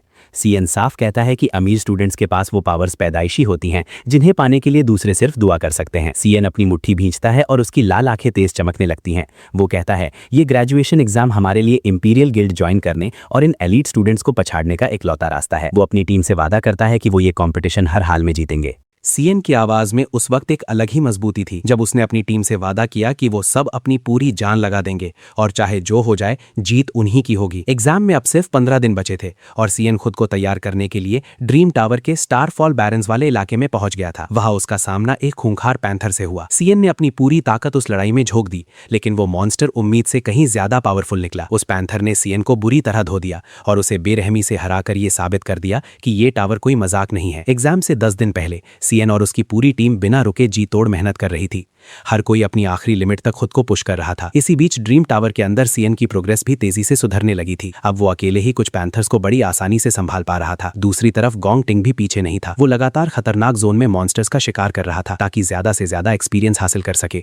वो बिना थके लड़ रहा था और हर बीतती बैटल के साथ उसकी ताकत बढ़ती जा रही थी। एग्जाम से 5 दिन पहले सीएन और उसके दोस्त भारी वजन उठाकर अपनी फिजिकल एबिलिटीज को मजबूत करने में लगे थे। उनकी ट्रेनिंग अब पहले से कहीं ज्यादा सख्त और डिसिप्लिन हो चुकी थी। 3 दिन पहले तक गोंगटिंग अपनी ट्रेनिंग के दम पर काफी खतरनाक हो चुका था। जब एग्जाम में सिर्फ 2 दिन बचे थे तब सीएन फिर से ड्रीम टावर में था। वहां उसने एक पैंथर के साथ भयंकर लड़ाई लड़ी और उसे मारते ही सीएन का लेवल अप हो गया। वो अब लेवल 16 पर पहुंच चुका था, जिससे पता चलता था कि टावर के अंदर कितनी तेजी से पावर बढ़ाई जा सकती है। एग्जाम से ठीक 1 दिन पहले सीएन की हालत काफी खराब थी। उसका शरीर खून से लथपथ था और लड़ाई की चोटें साफ दिख रही थी, लेकिन उस दर्द के बावजूद उसकी आंखों में एक अजीब सा जुनून था। उसने खुद से कहा कि अब आखिरकार असली लड़ाई का वक्त आ गया है। 17 जून 2157 का वो दिन आ गया जब ग्रेजुएशन कॉम्बैट एग्जाम शुरू होना था। स्टूडेंट्स के सामने एक रोबोटिक ड्रोन आया जिसने अपनी मशीनी आवाज में सबका स्वागत किया और बताया कि वो उनका एस्कॉर्ट ड्रोन है। सीएन अपने ग्लव्स टाइट कर रहा था और खुद को दिमागी और शारीरिक तौर पर तैयार कर रहा था। उसकी पूरी टीम अब पहले से काफी बदली हुई लग रही थी। उनकी आंखों में एक गंभीरता थी और वो पहले के मुकाबले काफी मैच्योर और फोकस्ड नजर आ रहे थे। उनकी पुरानी हंसी मजाक वाली एनर्जी अब एक भारी दबाव और संकल्प में बदल चुकी थी। रोबोट ने सबको अपने रिस्टबैंड्स और इक्विपमेंट्स चेक करने को कहा और फिर ऑफिशियली एग्जाम की शुरुआत का ऐलान किया। यूनिवर्सिटी के बाहर का नजारा भी काफी बड़ा था। एक के बाद एक आलीशान कारें वहां आकर रुकी। एक कार से एक बहुत ही प्रभावशाली शख्स उतरा, जिसे देखकर प्रिंसिपल खुद आगे बढ़े और हाथ मिलाते हुए उनका स्वागत किया। वो शख्स गोंगलिन था, जो इंपीरियल गिल्ड का को-फाउंडर और गोंगटिन का पिता था। ऊपर खड़े स्टूडेंट्स ये देखकर काफी एक्साइटेड थे कि गिल्ड का इतना बड़ा मालिक खुद यहाँ आया है। तभी एक और कार से वर्ल्ड गिल्ड अलायंस के वाइस चेयरमैन कार्ल कैवेंडिश उतरे। ये देखकर स्टूडेंट्स के होश उड़ गए, क्योंकि गिल्ड अलायंस दुनिया की सबसे पावरफुल संस्था है और उनके वाइस चेयरमैन को देखना ही अपने आप में बहुत बड़ी बात थी। पूरे इलाके को खाली करा दिया गया था, क्योंकि आज का दिन बहुत बड़ा था। ब्रॉडकास्ट शुरू हुआ और बताया गया कि इस साल 184 स्टूडेंट्स 28 टीमों में बटकर एग्जाम दे रहे हैं। 23 टीमों ने F रैंक प्लेयर्स चुनी थी, 3 टीमों ने E रैंक और सिर्फ 2 टीमों ने D रैंक को चुना था। ये सुनकर गिल्ड अलायंस की सेक्रेटरी जनरल सीग्रेट काफी हैरान हुई। उन्होंने गंभीरता से पूछा कि D रैंक तो प्रो गिल्ड पार्टीज के लिए भी डेंजरस होती है, क्या स्टूडेंट्स को इसके बारे में सही से वार्न किया गया था? होस्ट ने जवाब दिया कि उन्होंने सब पहले ही साफ कर दिया था। असलियत ये थी कि ज्यादातर स्टूडेंट्स जो लो E रैंक के थे वो F रैंक के छोटे मोटे मॉन्स्टर्स को भी बड़ी मुश्किल से झेल पाते थे। F रैंक लेयर के अंदर एक टीम काफी अच्छा तालमेल दिखा रही थी और छोटे मॉन्स्टर्स को खत्म कर रही थी, पर जैसे ही उनका सामना लेयर के असली बॉस थॉर्न जॉस सैलामेंडर से हुआ, उनकी हालत खराब होने लगी। वहीं E रैंक लेयर का हाल और भी बुरा था। वहां का हर मॉन्स्टर F रैंक के बॉस जितना स्ट्रांग था। वहां हवा में घुटन थी और चारों तरफ हजारों मकड़ियां दीवार और छत पर रेंग रही थीं। एक डरा हुआ स्टूडेंट चिल्लाया कि E रैंक इतना मुश्किल कैसे हो सकता है। वहां लड़ाई किसी एक दुश्मन से नहीं बल्कि एक पूरी आर्मी से थी। अनाउंसर ने कहा कि ज्यादातर स्टूडेंट्स के लिए E रैंक क्लियर करना नामुमकिन जैसा है। ये सुनकर सीग्रेट ने गंभीरता से पूछा कि अगर कोई स्टूडेंट खतरे में फंस जाए तो सुरक्षा के क्या इंतजाम है? अनाउंसर सीग्रेट को यकीन दिलाते हुए कहता है कि छात्र उनकी सबसे बड़ी संपत्ति हैं, इसलिए सुरक्षा में कोई कमी नहीं छोड़ी गई है। हर लेयर के बाहर इंपीरियल गिल्ड के हथियारबंद जवान तैनात हैं और अगर जरा भी खतरा बढ़ा तो वो तुरंत दखल देंगे। इसके अलावा सभी छात्रों के रिस्ट बैंड्स में टेलीपोर्ट फंक्शन दिया गया है। तभी एक F रैंक डंजन के अंदर से एक छात्र डर के मारे चिल्लाता है कि वो एग्जाम छोड़ना चाहता है। उसके हाथ का रिस्ट बैंड तेजी से चमकने लगता है और स्क्रीन पर विथड्रॉन का मैसेज फ्लैश होता है। अगले ही पल वो छात्र डंजन से गायब होकर बाहर सुरक्षित पहुंच जाता है। अनाउंसर समझाता है कि जैसे ही कोई छात्र हार मानता है उसे तुरंत लेयर से बाहर टेलीपोर्ट कर दिया जाता है। ये सब सुनने के बाद भी सीक्रेट बड़े शांत अंदाज में कहती हैं कि फिर भी 2 टीमों ने हाई डिफिकल्टी वाली D रैंक लेयर्स को चुना है। आपका स्कूल वाकई टैलेंट से भरा है और वो उनकी परफॉर्मेंस देखने के लिए काफी उत्सुक हैं। इधर अनाउंसर ब्रॉडकास्ट देखते हुए मन ही मन सोचता है कि वो भी देखना चाहता है कि ये बच्चे कितनी देर टिक पाते हैं, क्योंकि ये जल्द ही हार मानकर बाहर भाग आएंगे। सीन बदलता है और हम D रैंक की high risk layer cloud forest summit में पहुंचते हैं। ये CN की टीम है। यहाँ का माहौल बहुत जंगली और खतरनाक है, जहां घना कोहरा और आसमान छूते पेड़ों के बीच मौत छिपी है। तभी माउंग सामने देखकर सदमे में हकलाने लगता है। उनके सामने एक खौफनाक मॉन्स्टर खड़ा है जिसका नाम है घोस्ट बैट मंकी। ये एक D रैंक क्लाउड असैसिन है। इसकी बॉडी एकदम गठीली है और इसके हाथों से चमगादड़ जैसे बड़े पंख जुड़े हुए हैं। CN उसे देखते ही एकदम सीरियस हो जाता है और अपनी टीम को सावधान करते हुए कहता है कि ये क्लाउड टाइप मॉन्स्टर है जो ग्रुप में हमला करने में माहिर है और इनकी हवा में झपटने की रफ्तार बहुत तेज है। CN की वार्निंग अभी पूरी भी नहीं हुई थी कि कोहरे के बीच से कई और साए बाहर आने लगते हैं। कई सारे मॉन्स्टर्स अपने पंख फैलाकर CN की टीम पर हमला कर देते हैं। CN चिल्लाता है वो आ रहे हैं और अगले ही पल वो घोस्ट बैट मंकीज किसी मिसाइल की तरह उन पर गोता लगाते हैं। लेकिन टीम के मेंबर्स एक एक करके उन हमलों को चकमा देने में कामयाब रहते हैं। उनके शरीर जैसे किसी कुदरती इंस्टिंक्ट पर काम कर रहे थे और वो उन जानलेवा पंजों से बाल बाल बच रहे थे। उनमें से एक को तो यकीन ही नहीं होता कि उन्होंने सच में एक D रैंक मॉन्स्टर के हमले को खाली कर दिया है। माउंग हाफते हुए खुद को देखता है और कहता है मैं अभी भी जिंदा हूं। तभी अचानक 3 मॉन्स्टर्स की लाशें एक भारी आवाज के साथ उनके सामने गिरती हैं। सब एकदम जम जाते हैं। CN ने पलक झपकते ही 3 D रैंक मॉन्स्टर्स को ढेर कर दिया था और हवा में अब भी बिजली की हल्की कड़वाहट महसूस हो रही थी। CN शांति से खड़ा है और उसकी थंडर टाइगर पावर धीरे धीरे शांत हो रही है। वो अपने दोस्तों की तरफ मुड़ता है और मजबूत आवाज में कहता है कि उनकी अभी की स्ट्रेंथ इन्हें संभालने के लिए काफी नहीं है, इसलिए वो बस खुद को प्रोटेक्ट करें और बाकी सब उस पर छोड़ दें। इतना कहकर CN बिजली की रफ्तार से आगे बढ़ता है और आंखों से ओझल हो जाता है। दूसरी तरफ उसके दोस्त उन मॉन्स्टर्स के लगातार हो रहे हमलों से बचने की जीतोड़ कोशिश कर रहे हैं। वो जीव उन्हें सांस लेने का 1 सेकंड भी नहीं दे रहे और CN की टीम को अपनी जान बचाने के लिए खुद को लिमिट तक पुश करना पड़ रहा है। इसी अफरा तफरी में एक दोस्त वार से बचते हुए अपना बैलेंस खो देता है और एक पेड़ से जा टकराता है। तभी उसे अचानक एहसास होता है कि CN उन्हें पहले रिएक्शन स्पीड और एक्सप्लोसिवनेस की ट्रेनिंग क्यों दे रहा था। CN ने कभी उनसे मदद की उम्मीद नहीं की थी।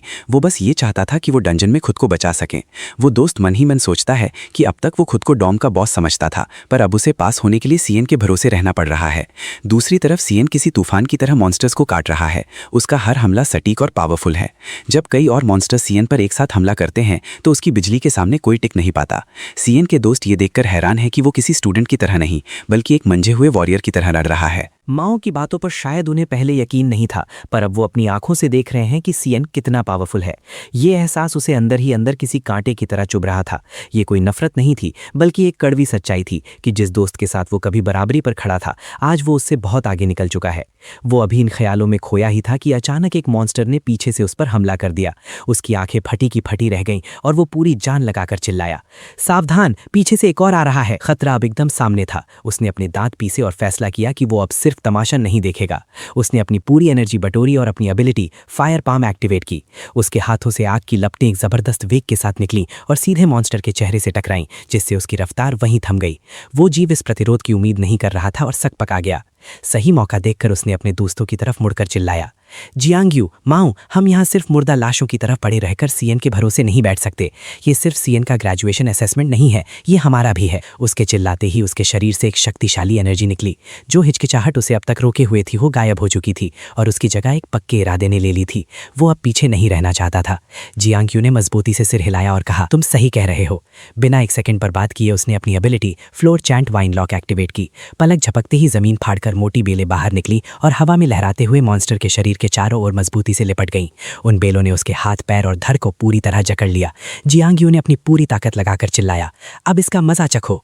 मॉन्स्टर ने आजाद होने के लिए हिंसक तरीके से हाथ पैर मारे और अपनी पूरी ताकत लगाकर उन बेलों को झटके से तोड़ दिया। जियांगयू ने अपने दांत पीसते हुए कहा, इसने तो इसे तुरंत तोड़ दिया। तभी एक और आवाज गूंजी और एक नई स्किल का इस्तेमाल हुआ, क्लाउड शैम्प फ्रॉस्ट ब्रीज। एक बर्फीली हवा पूरे बैटलफील्ड में चली, जिससे वहां का तापमान एकदम गिर गया। वो ठंडी हवा मॉन्स्टर से टकराई और उसके शरीर पर फ्रॉस्ट जमने लगा, जिससे उसकी रफ्तार धीमी हो गई। ये माओंग था जिसने चिल्लाकर कहा, मैंने इसे स्लो कर दिया है जियांगयू, चलो मिलकर हमला करते हैं। जियांगयू की आंखों में एक नई चमक थी। उसने कहा, अब देखता हूं तुम कैसे भागते हो। दोनों ने बेहतरीन तालमेल के साथ अपनी combo skill frost breeze plus vine lock का इस्तेमाल किया। ठंडी हवा ने मॉन्स्टर के शरीर को कड़ा कर दिया था और उसी वक्त नई बेलों ने उसे पहले से कहीं ज्यादा मजबूती से फिर से बांध लिया। इस दोहरे हमले ने मॉन्स्टर की हालत पस्त कर दी। मौका देखते ही दोनों ने अपने तीसरे दोस्त जियांगजुओ को आवाज दी। जियांगजुओ बिना किसी हिचकिचाहट के आगे बढ़ा। उसकी हथेलियों में आग की गर्मी तेजी से बढ़ने लगी थी। वो एक दहकते हुए फायरबॉल के साथ आगे बढ़ा और चिल्लाया, इसे टेस्ट करो, न्यूक्लियर मेज अर्थ फ्लेम बुलेट। आग का वो गोला सीधे उस जकड़े हुए मॉन्स्टर से टकराया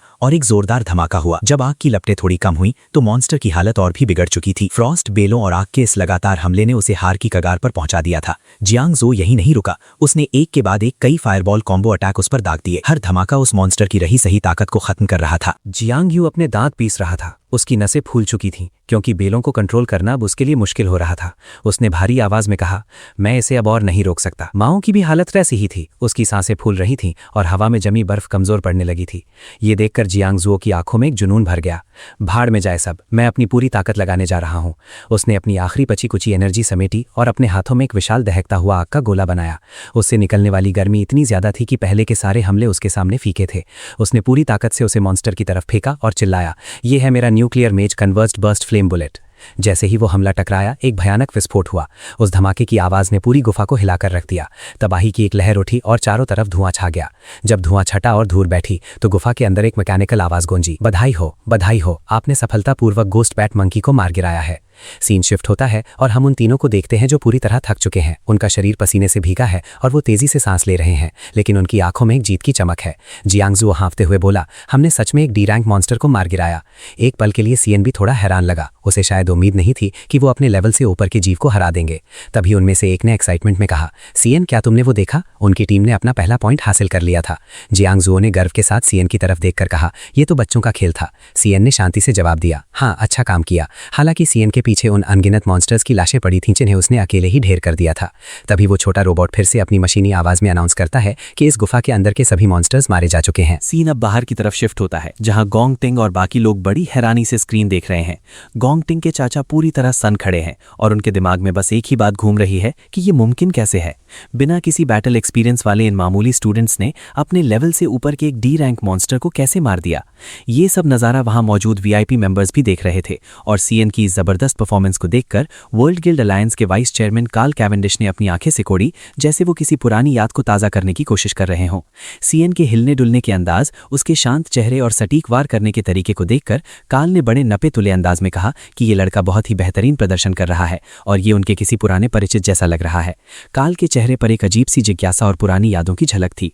उनका ध्यान सिर्फ सीएन की ताकत ने नहीं खींचा था, बल्कि उसके लड़ने के अंदाज में जो एक गजब का आत्मविश्वास और स्थिरता थी, वो ऐसी लग रही थी मानो सीएन हजारों जंगों से होकर गुजरा हो। कार्ल ने धीरे से कहा कि इस लड़के का नाम सीएन है, वो इसे याद रखेंगे। गोंगटिंग के पिता गोंग लिन ने भी ये बात सुन ली।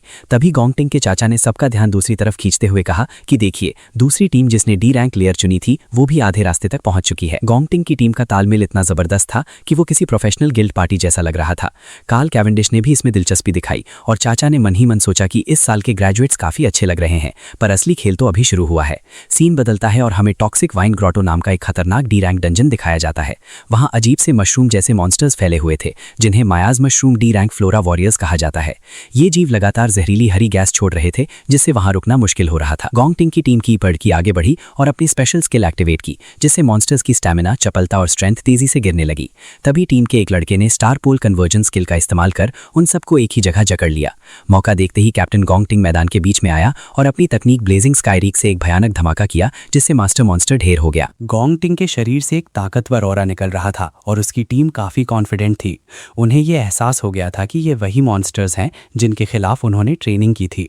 उन्होंने हंसते हुए सोचा कि गोंग फैमिली ने एग्जाम को पहले से ही फिक्स कर दिया है और उनके लिए चैंपियन बनना अब बस वक्त की बात है।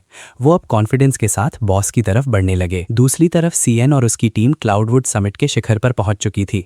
शिखर पर पहुंचते ही मोंग को अपनी आंखों पर यकीन नहीं हुआ कि वो सच में एक डी रैंक डंजन के टॉप पर हैं। वहां उनके सामने इस लेयर का राजा फ्रॉस्टा एप खड़ा था, जो एक डी रैंक क्लाउड सोल्जर था। उसका विशाल शरीर और उसकी मौजूदगी हवा को भारी बना रही थी। मोंग फुसफुसाया कि क्या यही मॉन्स्टर लॉर्ड है? जियांग यू ने डरते हुए कहा कि इसकी एक थप्पड़ मुझे 10 बार मारने के लिए काफी है।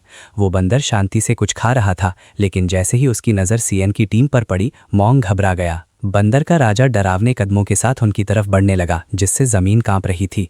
डर के मारे सीएन के तीनों दोस्त पीछे मुड़कर भागने लगे, पर सीएन पीछे नहीं हटा। वो दोगुनी रफ्तार से उस मॉन्स्टर की तरफ लपका और अपनी थंडर पावर से एक जोरदार वार किया।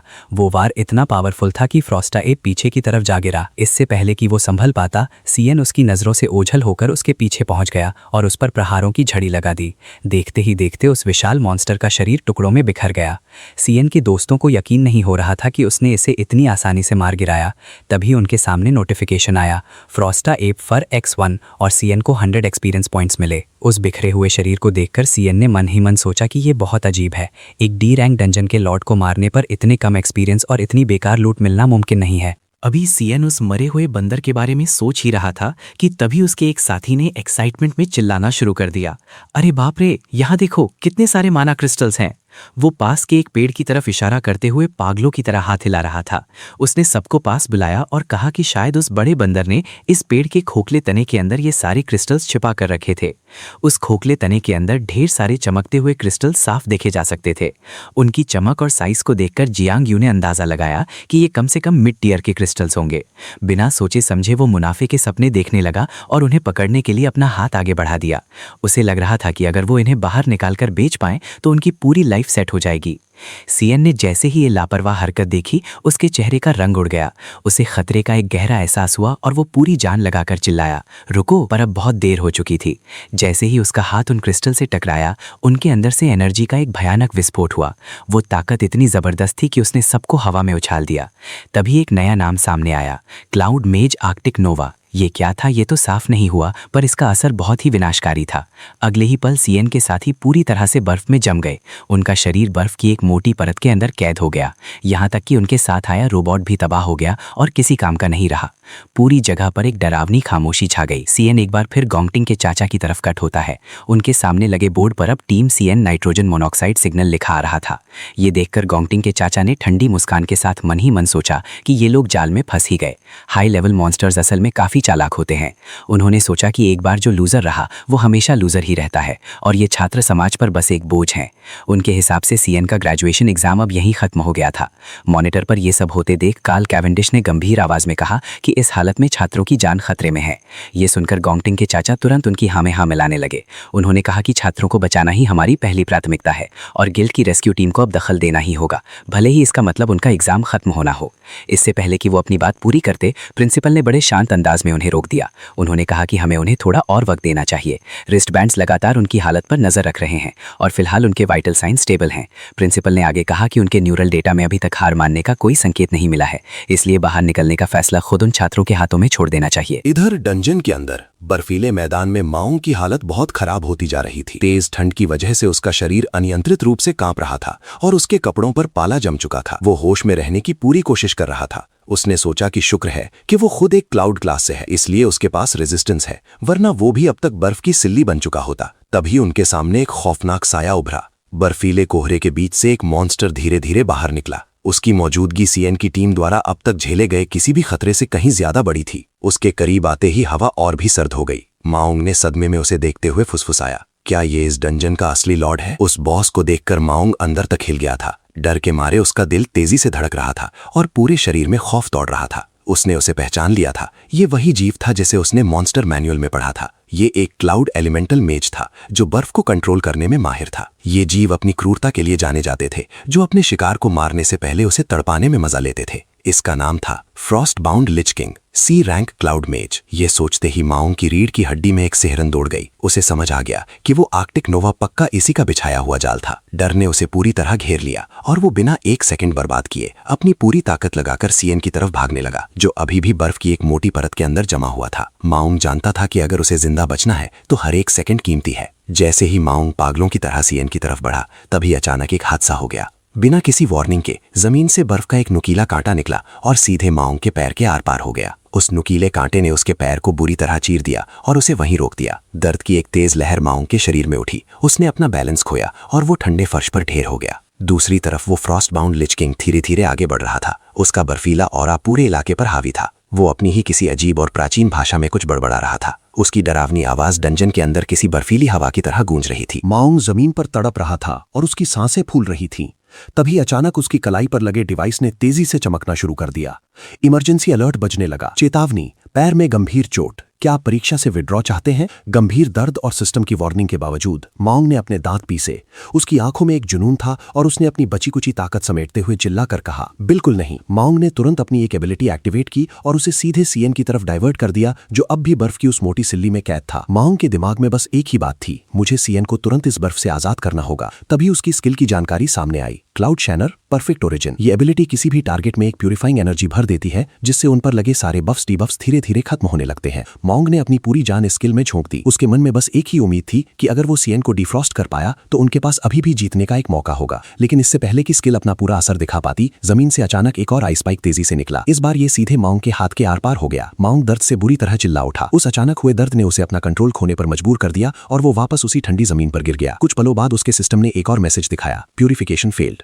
उसी वक्त बैटलफील्ड के दूसरी तरफ उस आइस लिच ने अपना हाथ उठाया और एक और खौफनाक एबिलिटी एक्टिवेट की। इस स्किल का नाम था क्लाउड मेज फ्रॉस्ट बोन स्क्यूअर्स। माओंग के चारों ओर की जमीन अचानक कांपने लगी और अनगिनत नुकीले बर्फ के कांटे जमीन से बाहर निकलने लगे, जो किसी जानलेवा भाले की तरह उसकी तरफ बढ़ रहे थे। साथ ही माओंग की घड़ी पागलों की तरह चमकने लगी और सिस्टम के अलर्ट्स एक के बाद एक बजने लगे। चेतावनी, चेतावनी, हार्ट रेट क्रिटिकल रेंज में है, दाहिने हाथ में गंभीर चोट का पता चला है। वो इमरजेंसी नोटिफिकेशन बार बार दोहराया जा रहा था, क्या आप परीक्षा से विड्रॉ चाहते हैं? यह शब्द सुनकर माओंग के चेहरे पर गुस्सा और खीज साफ देखी जा सकती थी। खून से लथपथ होने और मुश्किल से खड़े रह पाने के बावजूद उसने अपने दांत पीसकर खुद को बोलने पर मजबूर किया। उसकी आवाज में नफरत भरी थी। विड्रॉ? उसकी सांसें भारी हो गई थीं और सालों की वो खीज और अपमान उसके दिमाग में ताज़ा हो गए। उसने सोचा, अपनी हर चुनौती और संघर्ष से भागना यही वजह है कि मैं हमेशा पीछे छूट जाता था। उसे वो दिन याद आए जब उसे नज़रअंदाज किया जाता था और उसका मजाक उड़ाया जाता था। उसकी आवाज़ भावनाओं से भर गई। मुझे हमेशा ऐसे ट्रीट किया गया जैसे मेरा कोई वजूद ही ना हो। हम यहाँ पहुँचने के लिए अपनी जान दांव पर लगा चुके हैं। बड़ी मुश्किल से मुझे अपनी लाइफ बदलने का ये मौका मिला है। अपने चोटिल हाथ में उठ रहे दर्द के बावजूद उसने अपनी मुट्ठी मजबूती से बंद की। चाहे कुछ भी हो हो जाए, मैं हार नहीं मानूंगा। उसी पल माओ के शरीर से अचानक एनर्जी की एक शक्तिशाली लहर निकली। उसके चारों ओर एक चमकती हुई ताकत जुटने लगी, मानो उसके पक्के इरादे ने उसके अंदर छिपी किसी चीज को जगा दिया हो। अपने शरीर पर लगे घावों और खून की परवाह किए बिना माओंग रेंगते हुए आगे बढ़ा और अपना हाथ वापस उस बर्फ पर रख दिया जिसमें सीएन कैद था। एक बार फिर उसने अपनी एबिलिटी एक्टिवेट की, परफेक्ट ओरिजिन। इस बार उसने अपनी आखिरी बची कुची ताकत, इच्छा शक्ति और एनर्जी उस स्किल में डाल दी। इसी बीच बॉस मॉन्स्टर ने देख लिया कि वो क्या कर रहा है। फ्रॉस्ट बाउंड लिच किंग ने तुरंत माओंग की तरफ एक और जानलेवा हमला किया और बर्फ की एक भयानक वार सीधे उस पर दाग दी। लेकिन इस बार माओंग पीछे नहीं हटा, उसने अपनी जगह नहीं छोड़ी और पूरी जान लगाकर अपनी एबिलिटी को चैनल करना जारी रखा। उस अटूट संकल्प की वजह से आखिरकार उस बर्फ में दरारें पड़ने लगीं। फिर अचानक वो बर्फीली जेल चकनाचूर हो गई। ठीक उसी समय सीएन के शरीर से तेज लाइटनिंग निकली। बिजली के ताकतवर बोल्ट्स हर दिशा में फैल गए और पूरे डंजन को एक अंधी कर देने वाली रोशनी से भर दिया। उसके बाद एक जबरदस्त धमाका हुआ जिसने पूरे इलाके को हिलाकर रख दिया। यहाँ तक कि वो मॉन्स्टर भी उस धमाके से एक पल के लिए सन्न रह गया। उस मौके का फायदा उठाते हुए सीएन ने बिना एक पल की देरी किए अपने घायल दोस्त को उठा लिया। बिजली की रफ्तार से सीएन उसे बैटलफील्ड से दूर एक सुरक्षित जगह पर ले आया। माओंग ने सीएन की तरफ देखा और एक हल्की सी हंसी के साथ कहा, हे, आखिरकार तुम्हें खुद ही उस बर्फ को तोड़कर बाहर निकलना पड़ा। ये सुनकर सीएन ने तुरंत अपना सिर हिलाया और मजबूती से जवाब दिया, नहीं, तुम्हारी मदद बहुत बड़ी थी। तुम्हारी चोटें, क्या तुम ठीक हो? माओंग ने अपनी सांसें स्थिर करने की कोशिश की और बड़े शांत अंदाज में कहा, ये कुछ सीरियस नहीं है, मैंने ब्लीडिंग रोक ली है। फिर उसका चेहरा गंभीर हो गया और उसने वापस बैटलफील्ड की तरफ देखा। वो चीज एक C rank cloud elemental monster lord है, फ्रॉस्ट बाउंड लिच किंग। ये बहुत पावरफुल है, चाहे कुछ भी हो जाए, हमें इसे खुद को फिर से जमने नहीं देना है। अपने दोस्त की वार्निंग सुनकर सीएन धीरे से मुड़ा और उस मॉन्स्टर की तरफ देखा। ठीक उसी वक्त उस बॉस मॉन्स्टर ने अपनी पावर्स बढ़ाई और एक और खौफनाक एबिलिटी एक्टिवेट की, गीगा फ्रॉस्ट नोवा। देखते ही देखते हवा और भी बर्फीली हो गई और उस जीव के चारों ओर जबरदस्त बर्फीली एनर्जी जुटने लगी। सीएन और वो मॉन्स्टर अब एक दूसरे के आमने सामने खड़े थे। पीछे से माओंग बस बेताबी से देख रहा था कि अब आगे क्या होगा। उस बॉस मॉन्स्टर के चेहरे पर अचानक एक अजीब और डरावनी मुस्कान आ गई। बर्फीली ताकत की उस विशाल लहर को बनते देख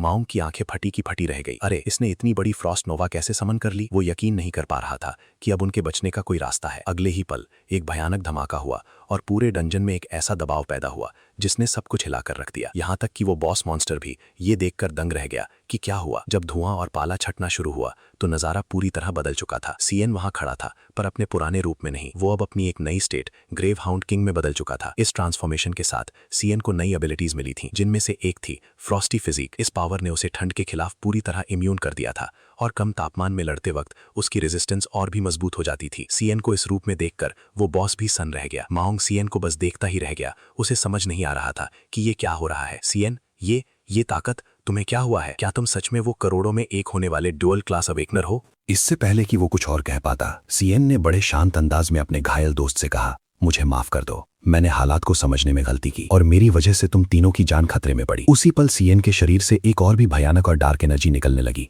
क्लास चेंजिंग की प्रोसेस फिर से एक्टिवेट हो गई थी। सीएन ने मजबूती से कहा, पर अब ये सब यहीं खत्म होगा। उसके शरीर के चारों ओर की एनर्जी किसी हिंसक तूफान की तरह मुड़ने लगी। आखिरकार क्लास चेंज कंप्लीट हुआ। सीएन अब एक बिल्कुल नए रूप में खड़ा था, जिसे अबिसल फीन कहा जाता है। उसके हाथ में एक पावरफुल एस रैंक हथियार आ गया था, जिससे खौफनाक ऑरा निकल रहा था। उसे देखकर ऐसा लग रहा था मानो बैटलफील्ड पर कोई असली शैतान जाग गया हो। मॉन्स्टर की आंखों में देखते हुए सीएन ने ठंडे अंदाज में ऐलान किया कि वो इसे अभी खत्म कर देगा। सीएन बिना किसी हिचकिचाहट के आगे बढ़ा। एक ही पल में उसने अपनी क्लास स्विच की, लेवल 16 अबिसल फींड। उसके शरीर से गहरे नीले रंग की एनर्जी किसी आंधी की तरह निकली। हवा कांपने लगी जब उसके हाथ में एक एस रैंक तलवार बनी, जिसकी धार से पावर की गूंज आ रही थी। उसे चिल्लाने या दिखावा करने की जरूरत नहीं थी। उसने बस बेरुखी से कहा कि वो अब इसे खत्म कर देगा। उसके पीछे खड़ा माओंग अपनी जगह पर जम गया। उसने जो देखा वो नामुमकिन था। इस दुनिया में अवेकनर सिर्फ एक ही क्लास से बंधे होते हैं, जिसे बदला नहीं जा सकता। करोड़ों में शायद कोई एक होता है जिसके पास दूसरी क्लास हो, जिन्हें ड्यूअल क्लास अवेकनर्स कहते हैं। और पूरी दुनिया में ऐसे 10 लोग भी नहीं हैं। पर सीएन सिर्फ दुर्लभ नहीं था, वो तर्क से परे था।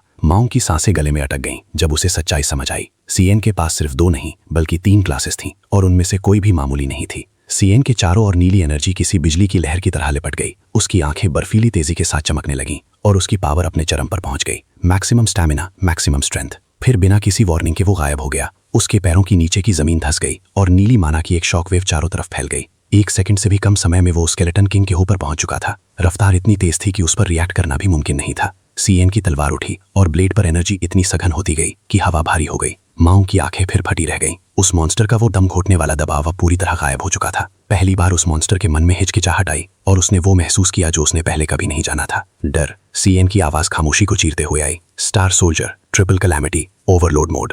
तलवार चली। एक पल के लिए ऐसा लगा जैसे कुछ नहीं हुआ, पर अगले ही पल उस स्केलेटन किंग के शरीर पर एक बारीक रेखा उभरी और वो 2 हिस्सों में बट गया। सीएन बड़े आराम से जमीन पर उतरा। उसका एक घुटना जमीन को छू रहा था और उसकी तलवार पूरी तरह कंट्रोल में थी। उसके पीछे उस मॉन्स्टर का शरीर पूरी तरह ढह गया और हड्डियों के टुकड़े बारिश की तरह गिरने लगे। पूरे मैदान में खामोशी छा गई। सिस्टम का नोटिफिकेशन आया। 5000 से ज्यादा एक्सपीरियंस मिला। सीएन अब लेवल 17 पर पहुंच चुका था। उसने कोई जश्न नहीं मनाया। उसके लिए ये बस एक तय नतीजा था। माउंग लड़खड़ाते हुए आगे बढ़ा और उस टूटी हुई खोपड़ी के पास घुटनों के बल गिर गया। उसे यकीन नहीं हो रहा था कि सीएन ने ये कर दिखाया। सीएन, तुमने ये कर दिया। ये सिर्फ एक लड़ाई नहीं थी, ये तो उसे मिटाना था। सीएन खड़ा हुआ और बड़े शांत तरीके से बोला, जैसे कुछ खास हुआ ही ना हो। क्या बाकी लोग अभी भी जमे हुए नहीं हैं? ये शब्द सुनकर माउंग को झटका लगा। उसके चेहरे का रंग उड़ गया जब उसे जियांग और बाकी दोस्तों की याद आई। वो खुद को कोसते हुए तुरंत उनकी तरफ भागा। इस बीच सीएन धीरे से उस स्केलेटन किंग के कटे हुए सिर की तरफ बढ़ा। उसके सामने एक नोटिफिकेशन इंतजार कर रहा था। उसने अपना हाथ उठाया और उसके चारों ओर एक गहरा लाल गोला बनने लगा जो भारी और भूखा सा लग रहा था। वो खोपड़ी अब बिखरने के बजाय घुलने लगी। एनर्जी की लकीरें उसकी हथेली की तरफ खिंचने लगी, मानो सीएन उसे निगल रहा हो। ये प्रोसेस तब तक चलती रही जब तक कि वहां कुछ नहीं बचा।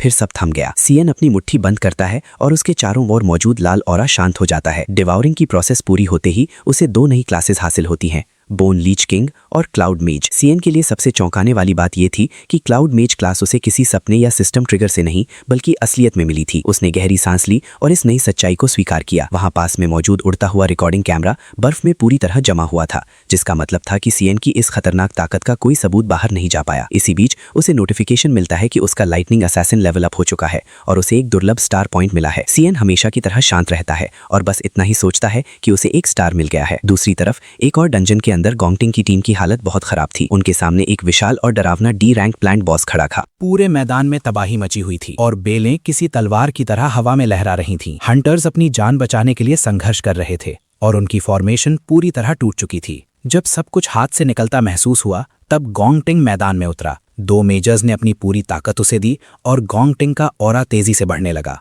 उसकी आंखों में एक अलग ही जुनून था। उसने अपनी तलवार निकाली और बिजली की रफ्तार से मॉन्स्टर के एकदम सामने पहुंच गया। बिना रुके उसने अपनी खास तकनीक सैफ्रन ब्लेड बर्स्ट का इस्तेमाल किया, जिससे एक भयानक धमाका हुआ और वो विशाल जीव अंदर से जलकर राख हो गया। गोंगटिंग की इस जीत के बाद उसकी टीम खुशी से झूम उठी। रोबोटिक ड्रोन ने अनाउंस किया कि डंजन 35 मिनट में क्लियर हो गया है। 3x मल्टीप्लायर के साथ उन्हें 150 पॉइंट्स मिले, जो एक नया रिकॉर्ड था। गोंगटिंग बड़े गर्व के साथ अपनी टीम को लेकर रैंकिंग चेक करने के लिए बाहर की तरफ बढ़ता है। उसे पूरा यकीन था कि वही नंबर 1 है। जब गोंगटिंग और उसका ग्रुप बाहर हॉल में पहुंचता है तो वहां का नजारा काफी दर्दनाक था। घायल स्टूडेंट्स पट्टियों में लिपटे हुए थे और कई लोग अभी भी उस खौफनाक मंजर से बाहर नहीं आ पाए थे। गोंगटिंग ने ये सब देखकर बड़ी हिकारत से सोचा कि जो लोग जल्दी बाहर आ गए वे यकीनन हार मान चुके होंगे। तभी उसकी नजर एक तरफ बैठी सियान की टीम पर पड़ी। सियान और उसके रूममेट्स बिल्कुल आराम से बैठे थे, जैसे वहां कुछ हुआ ही ना हो। गोंगटिंग को लगा कि सियान डर के मारे डंजन से जल्दी भाग आया होगा और उसने खुद को तसल्ली दे दी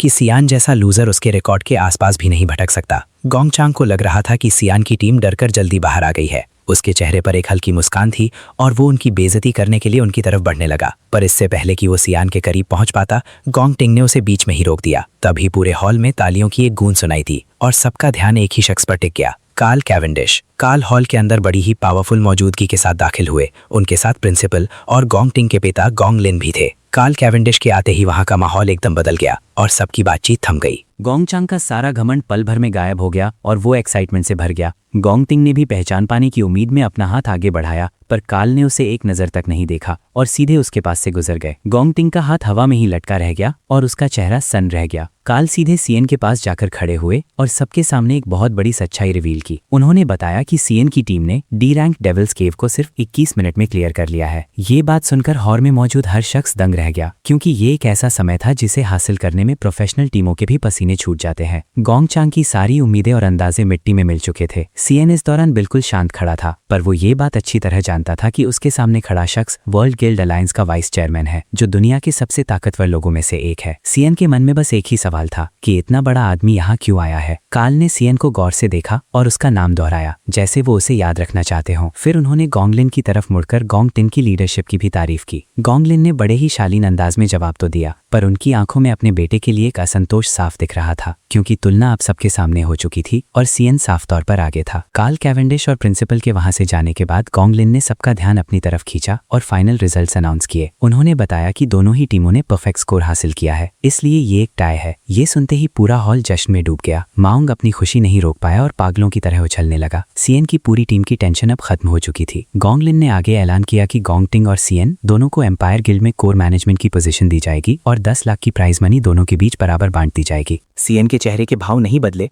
पर उसके अंदर की सोच तेज हो गई। उसने चिंगशी से वादा किया था कि वो 1 महीने में 10 लाख लौटा देगा, पर अब उसे सिर्फ 5 लाख मिलने वाले थे। उसके लिए 50% काफी नहीं था और वो देरी बर्दाश्त नहीं कर सकता था।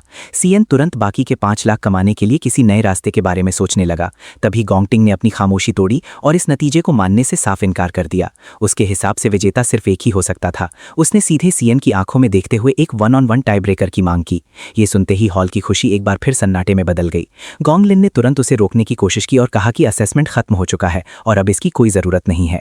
उन्हें लगा था कि सीएन पक्का इस चैलेंज के लिए मना कर देगा, पर सीएन ने बिना एक पल की देरी किए इसे एक्सेप्ट कर लिया।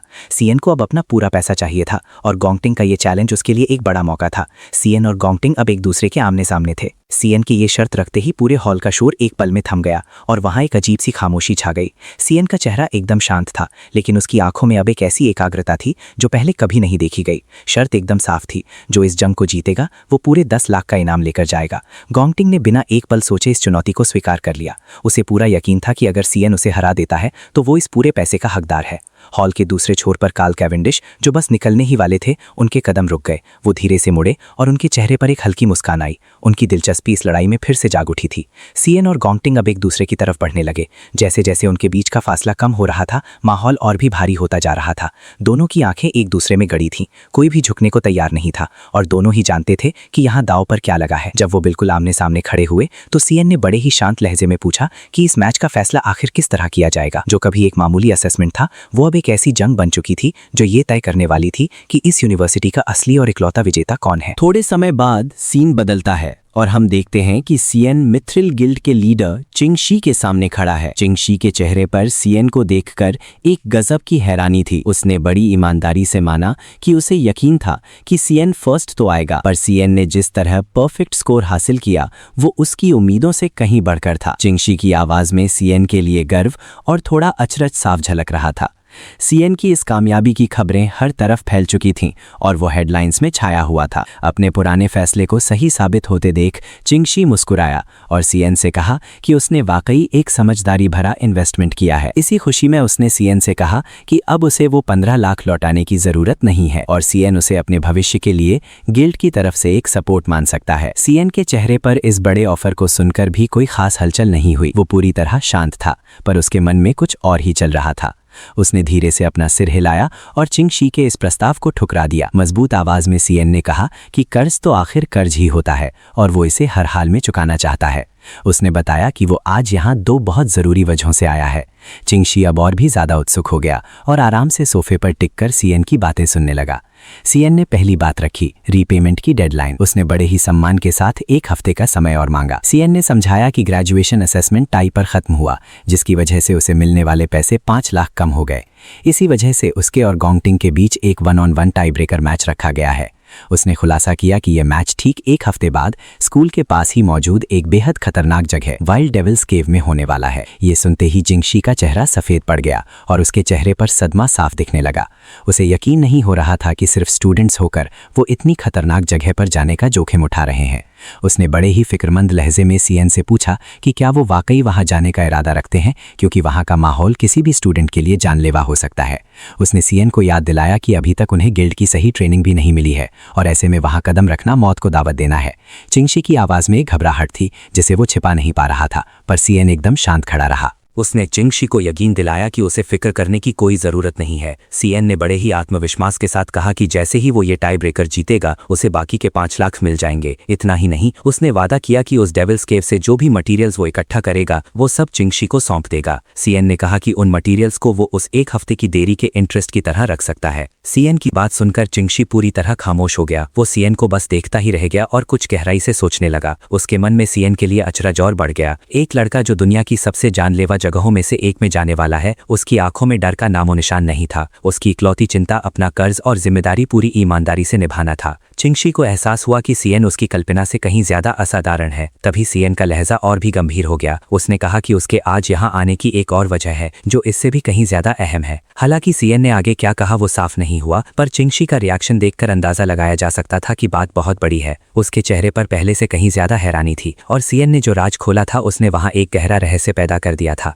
थोड़ी देर बाद सीन बदलता है। 17 जून की दोपहर है और किंग चैंगचैंग काउंटी के किंग मिडिल स्कूल का माहौल काफी खुशनुमा है। स्टूडेंट्स अपनी एग्जाम्स खत्म होने का जश्न मना रहे हैं। उन्हीं के बीच सीएन की बहन सीयून भी है जो बहुत खुश नजर आ रही है। एक खिली हुई मुस्कान के साथ उसने कहा कि आखिरकार एग्जाम्स खत्म हुए और समर वेकेशन शुरू हो गई है। जैसे ही उसने अपना फोन देखा, उसे याद आया कि आज उसके भाई का भी ग्रेजुएशन असेसमेंट है। सीएन की फोटो देखते ही उसकी आंखों में एक चमक और प्यार भर गया। धीरे धीरे उसकी यादें उसे कई साल पीछे ले गई। उस याद में सीएन उसके सामने बड़ी खुशी के साथ खड़ा था और उसकी आंखों में एक अलग ही चमक थी। सीएन ने उसे बताया था कि उसकी बॉडी में एलिमेंटल पोटेंशियल मिला है और उसे नेशनल अवेकना यूनिवर्सिटी में एडमिशन मिल गया है। ये सुनकर नन्ही सीयून खुशी से झूम उठी थी। उसने बड़ी उम्मीद के साथ पूछा था कि क्या इसका मतलब ये है कि सीएन भी उनके माता पिता की तरह एक अवेकनर बनेगा। सीएन ने बड़े गर्व के साथ मुस्कुराते हुए सिर हिलाया था। उसने वादा किया था कि वो एक टॉप गिल्ड में जाएगा, बहुत सारे पैसे कमाएगा और सीयून को एक शानदार लाइफ देगा।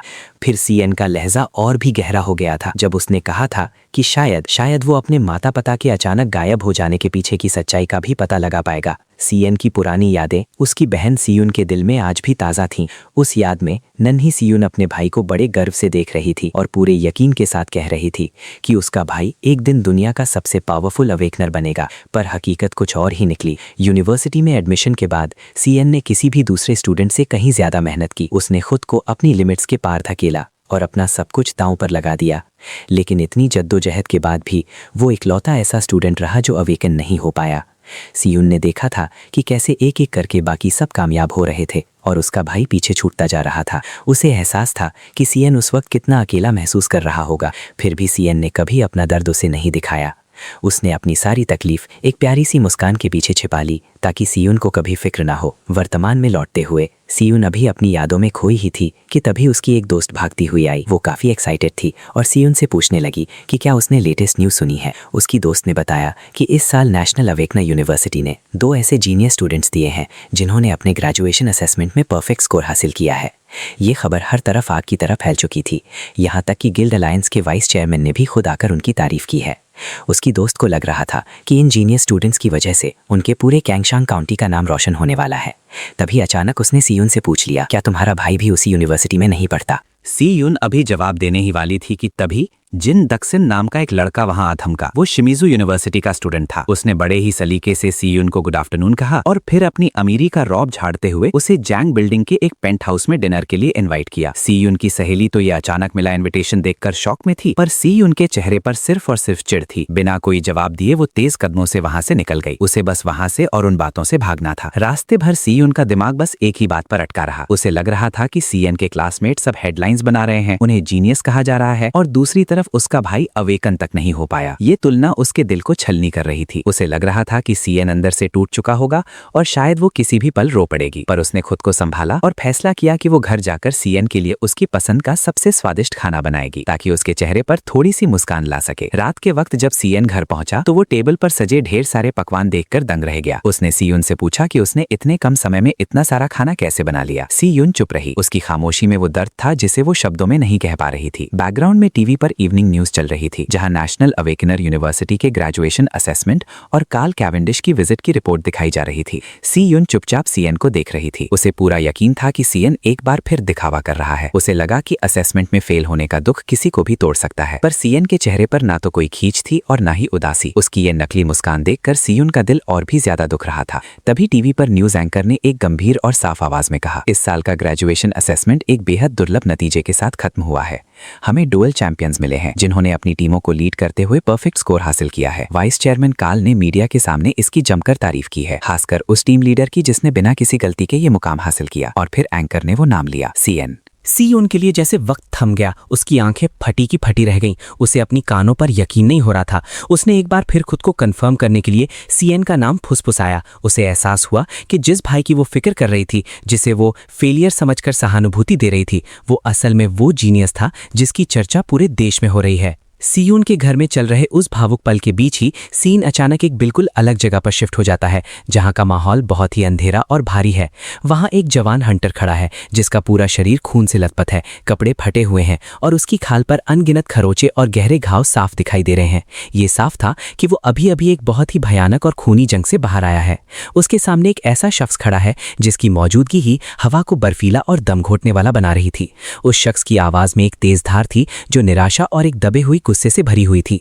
वो कहता है कि उसने सब कुछ पहले से ही बहुत सलीके से अरेंज किया था, वो स्टेज, वो मौका और यहाँ तक कि वहाँ मौजूद ऑडियंस भी, पर फिर भी उस परफॉर्मेंस को पूरी तरह बर्बाद कर दिया गया। तभी ये खुलासा होता है कि ये सख्त लहजे वाला आदमी कोई और नहीं बल्कि गोंगटिंग का पिता गोंग लिन है और उसके सामने खड़ा वो घायल लड़का खुद गोंगटिंग है। अपने बेटे की इस नाजुक हालत को देखकर भी उस पिता की आंखों में चिंता की एक भी लकीर नहीं उभरती। वो अपनी बात को और भी कड़वाहट के साथ जारी रखता है और गोंगटिंग से कहता है कि वो सिर्फ फेल नहीं हुआ बल्कि वो एक ऐसे इंसान से हार गया जिसे कोई जानता तक नहीं, एक मामूली नोबडी से। गोंगलिन के ये शब्द गोंगटिंग के शरीर पर लगे घावों से कहीं ज्यादा गहरे और दर्दनाक थे। गोंगटिंग की चोटों से अब भी खून टपक रहा था, पर उसके पिता की नजरें बिल्कुल ठंडी और पत्थर जैसी थीं। फिर एक बहुत ही सख्त अंदाज में गोंगलिन ऐलान करता है कि अब से गोंगटिंग के पास अपनी मर्जी के फैसले लेने की कोई आज़ादी नहीं होगी। वो कहता है कि एक हफ्ते बाद होने वाले उस कॉम्बैट टाई ब्रेकर के लिए सब कुछ पहले से ही अरेंज किया जा चुका है। उसकी आवाज़ और भी बर्फीली हो जाती है जब वो अपना असली इरादा साफ करता है। चूंकि गोंगटिंग खुद से हालात संभालने में नाकाम रहा है, इसीलिए अब वो खुद इस मामले में दखल देगा और ये पक्का करेगा कि नतीजा वही निकले जो वो चाहता है, चाहे इसके लिए उसे कुछ भी क्यों ना करना पड़े। उसके दिमाग में सिर्फ एक ही बात थी कि फर्स्ट प्लेस सिर्फ और सिर्फ गोंग फैमिली की ही होनी चाहिए और किसी की नहीं। गोंगलिन के ये आखिरी शब्द हवा में एक जहर की तरह घुल जाते हैं जो आने वाले खतरे का इशारा दे रहे थे। उस वक्त यह एहसास साफ था कि आने वाला टाई ब्रेकर सिर्फ एक मामूली मैच नहीं रहने वाला। यह शब्द सुनकर माओंग के चेहरे पर गुस्सा और खीज साफ देखी जा सकती थी। खून से लथपथ होने और मुश्किल से खड़े रह पाने के बावजूद उसने अपने दांत पीसकर खुद को बोलने पर मजबूर किया। उसकी आवाज में नफरत भरी थी। विड्रॉ। उसकी सांसें भारी हो गई थीं और सालों की वो खीज और अपमान उसके दिमाग में ताज़ा हो गए। उसने सोचा, अपनी हर चुनौती और संघर्ष से भागना यही वजह है कि मैं हमेशा पीछे छूट जाता था। उसे वो दिन याद आए जब उसे नज़रअंदाज किया जाता था और उसका मजाक उड़ाया जाता था। उसकी आवाज़ भावनाओं से भर गई। मुझे हमेशा ऐसे ट्रीट किया गया जैसे मेरा कोई वजूद ही ना हो। हम यहाँ पहुँचने के लिए अपनी जान दांव पर लगा चुके हैं। बड़ी मुश्किल से मुझे अपनी लाइफ बदलने का ये मौका मिला है। अपने चोटिल हाथ में उठ रहे दर्द के बावजूद उसने अपनी मुट्ठी मजबूती से बंद की। चाहे कुछ भी हो जाए, मैं हार नहीं मानूंगा। उसी पल माओ के शरीर से अचानक एनर्जी की एक शक्तिशाली लहर निकली। उसके चारों ओर एक चमकती हुई ताकत जुटने लगी, मानो उसके पक्के इरादे ने उसके अंदर छिपी किसी चीज को जगा दिया हो। अपने शरीर पर लगे घावों और खून की परवाह किए बिना माओंग रेंगते हुए आगे बढ़ा और अपना हाथ वापस उस बर्फ पर रख दिया जिसमें सीएन कैद था। एक बार फिर उसने अपनी एबिलिटी एक्टिवेट की, परफेक्ट ओरिजिन। इस बार उसने अपनी आखिरी बची कुची ताकत, इच्छा शक्ति और एनर्जी उस स्किल में डाल दी। इसी बीच बॉस मॉन्स्टर ने देख लिया कि वो क्या कर रहा है। फ्रॉस्ट बाउंड लिच किंग ने तुरंत माओंग की तरफ एक और जानलेवा हमला किया और बर्फ की एक भयानक वार सीधे उस पर दाग दी। लेकिन इस बार माओंग पीछे नहीं हटा। उसने अपनी जगह नहीं छोड़ी और पूरी जान लगाकर अपनी एबिलिटी को चैनल करना जारी रखा। उस अटूट संकल्प की वजह से आखिरकार उस बर्फ में दरारें पड़ने लगीं। फिर अचानक वो बर्फीली जेल चकनाचूर हो गई। ठीक उसी समय सीएन के शरीर से तेज लाइटनिंग निकली। बिजली के ताकतवर बोल्ट्स हर दिशा में फैल गए और पूरे डंजन को एक अंधी कर देने वाली रोशनी से भर दिया। उसके बाद एक जबरदस्त धमाका हुआ जिसने पूरे इलाके को हिलाकर रख दिया। यहाँ तक कि वो मॉन्स्टर भी उस धमाके से एक पल के लिए सन्न रह गया। उस मौके का फायदा उठाते हुए सीएन ने बिना एक पल की देरी किए अपने घायल दोस्त को उठा लिया।